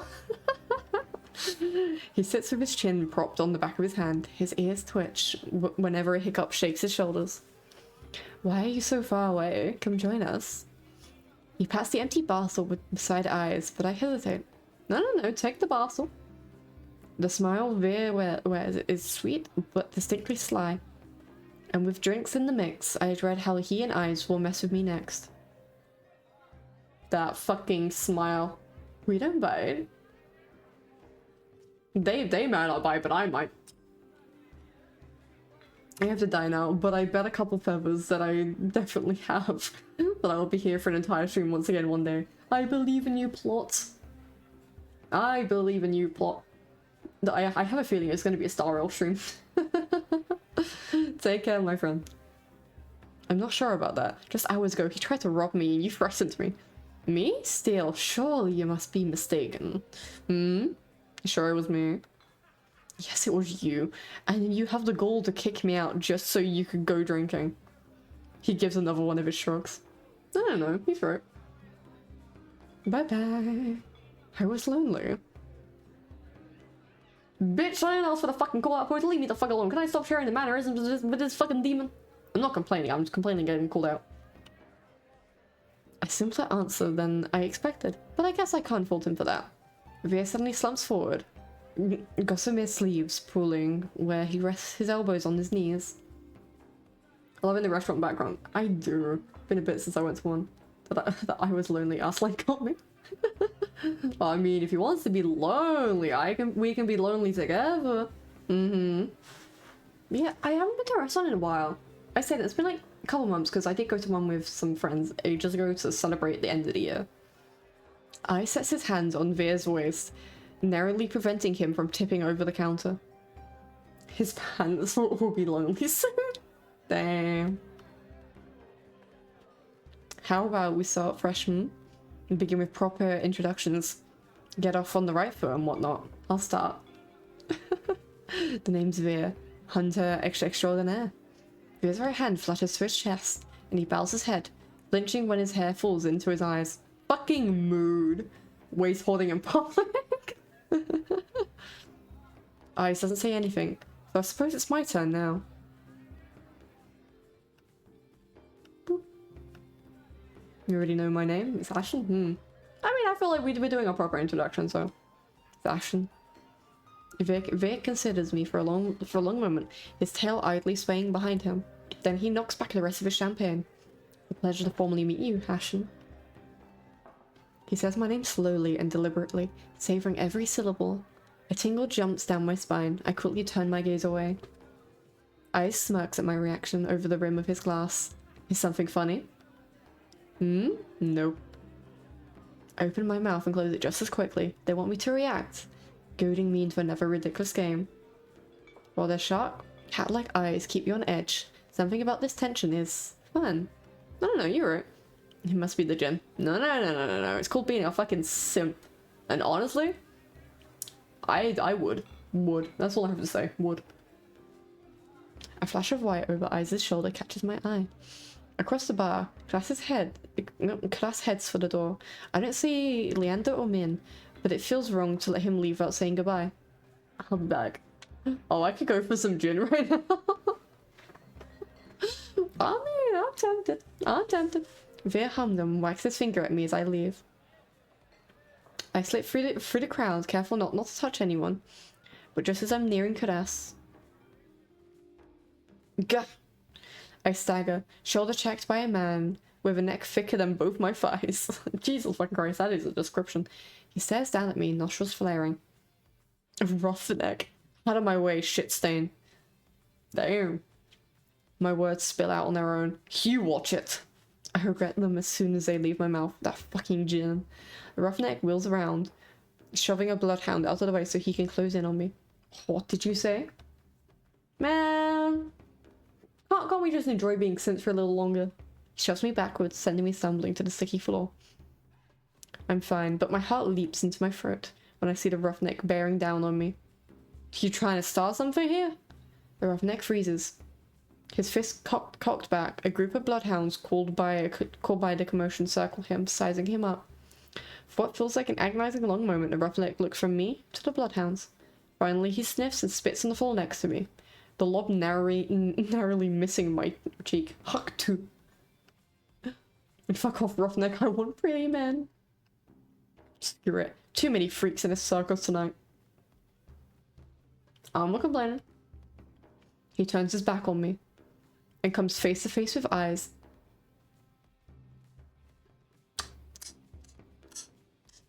I agree. A dangerous smile spreads across his face. Eyes is literally just me. Eyes is literally just me. I hate it here. You'll do. What happened next is a blur. Eyes' fist crashes into the roughneck's jaw, causing an eruption of gasps and shouts and even cheers around us. Fucking mood, fucking deserved it, fucking would again. Ka-chow, take the fucking fist to the face, bitch. I scramble to my feet, right as the frantic crowd starts swarming around me, cutting off my sight of everything and everyone. Through the ruckus, I hear Leander shouting, "Hey, hey, Eyes, take it outside." Ignore them, everyone. Look, drinks are on me. Those 4 words, the wick erupts and hoots and hollers. The ring around me disperses as bloodhounds and onlookers rush towards the bar. Through thinning the crowd, I catch glimpses of familiar faces. Eyes vanishes out back, dragging the roughneck behind him. Based. Krodas lingers near the door, searching. I suspect for any wounded before he departs. And Min draws their hood up tight as they slip out a side door. While Veer leans on the counter to swipe a glass of wine from behind the bar. Priorities. And Leander, seated at the opposite end of the bar, gestures dramatically and apologetically at the bartender. In the space of a heartbeat, I realize that there's no telling when or if I'll see any of them ever again. Whoever I pursue may be the last person I get to speak to tonight. I follow. Oh. Oh. Oh no. Oh no.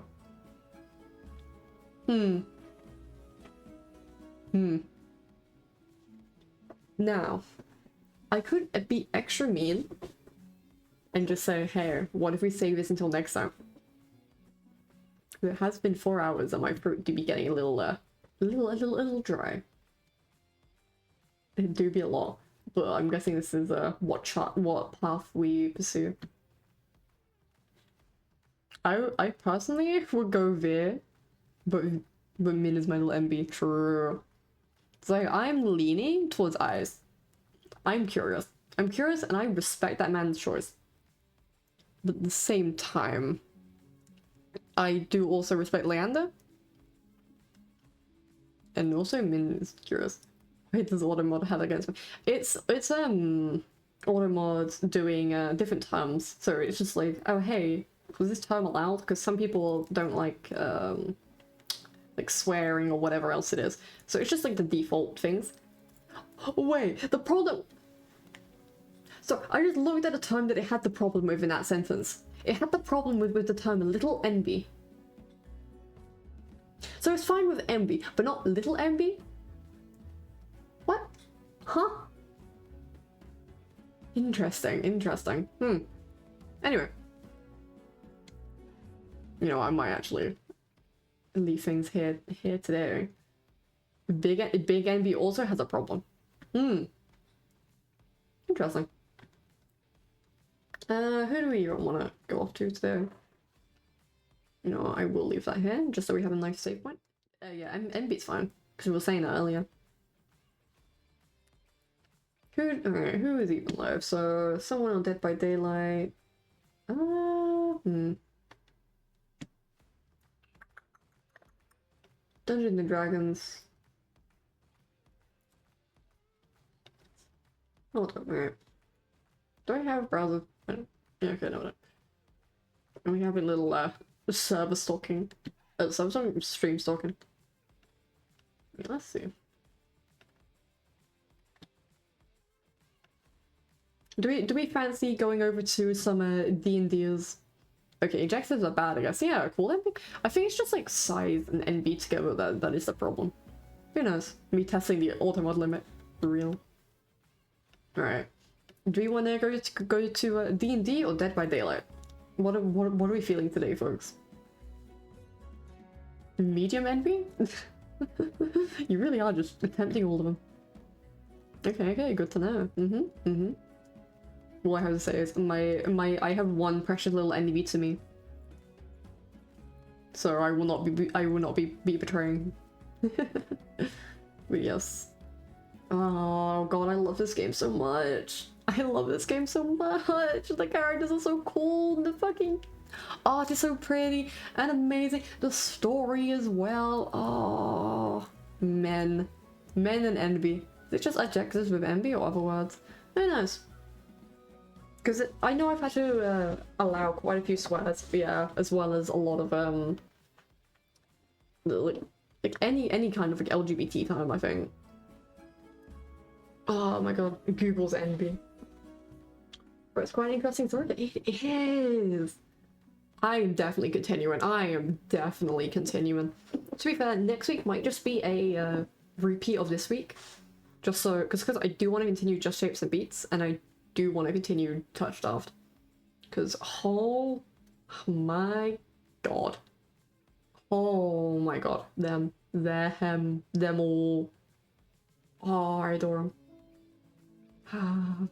Pretty. I'm gonna go like add the freaking backgrounds, like the screenshots I took into my wallpapers folder to have 2 main games for streaming. Yeah, because Touchstarved is likely gonna be finished in the next stream, because it says that it's predicted to be 5 hours, like predicted to be 5 hours of gameplay, so should be okay.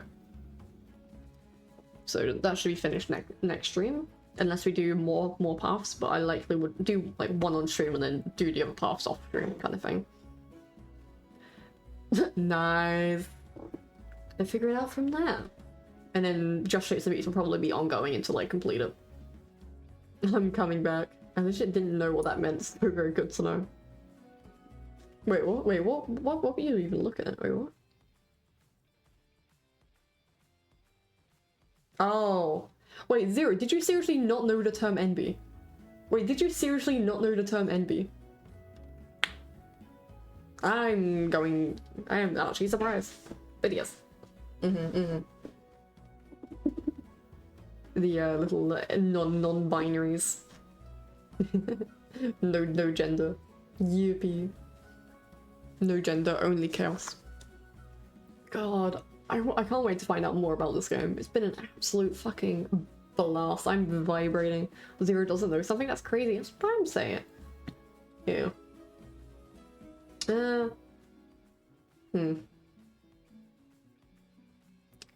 Nope, I usually don't think that much. I'm just like, whatever, I like, you know what, fellas?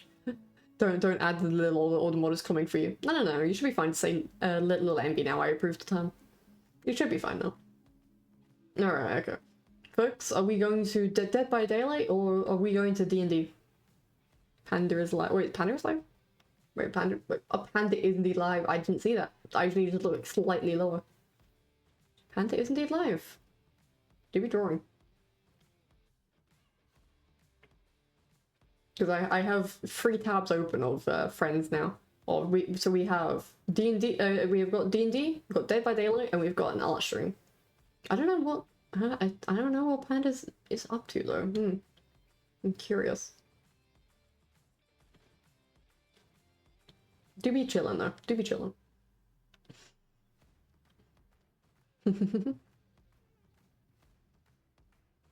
True, but I like people just jumping in.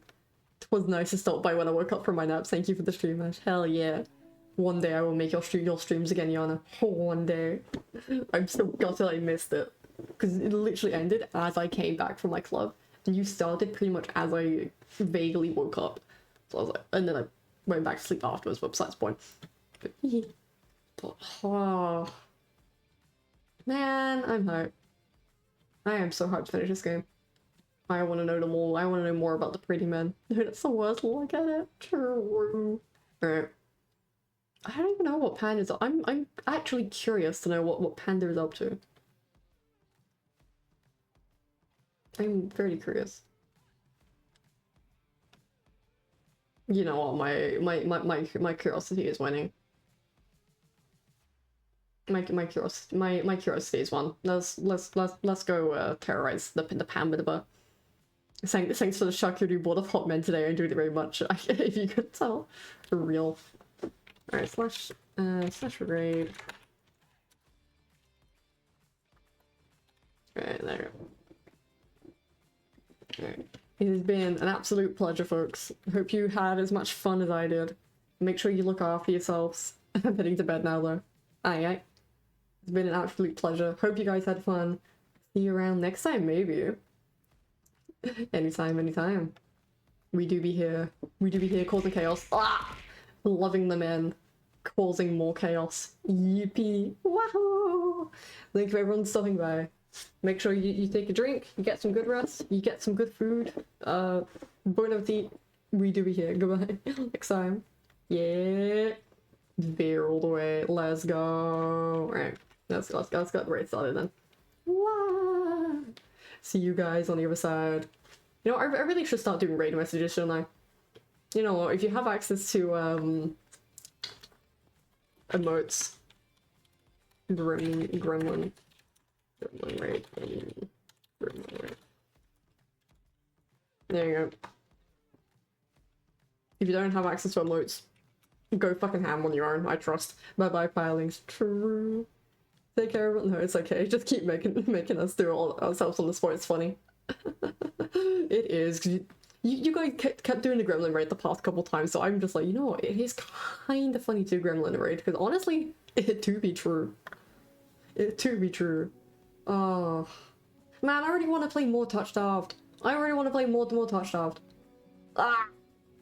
Pain, suffering. But yes, have fun, take care everyone. It's been a pleasure as always. I'm gonna go have a great rest. A big old fucking stretch, because holy shit, that's what you call an addiction. Yeah, shit, you right. An addiction's a hot pretty, man. Wow!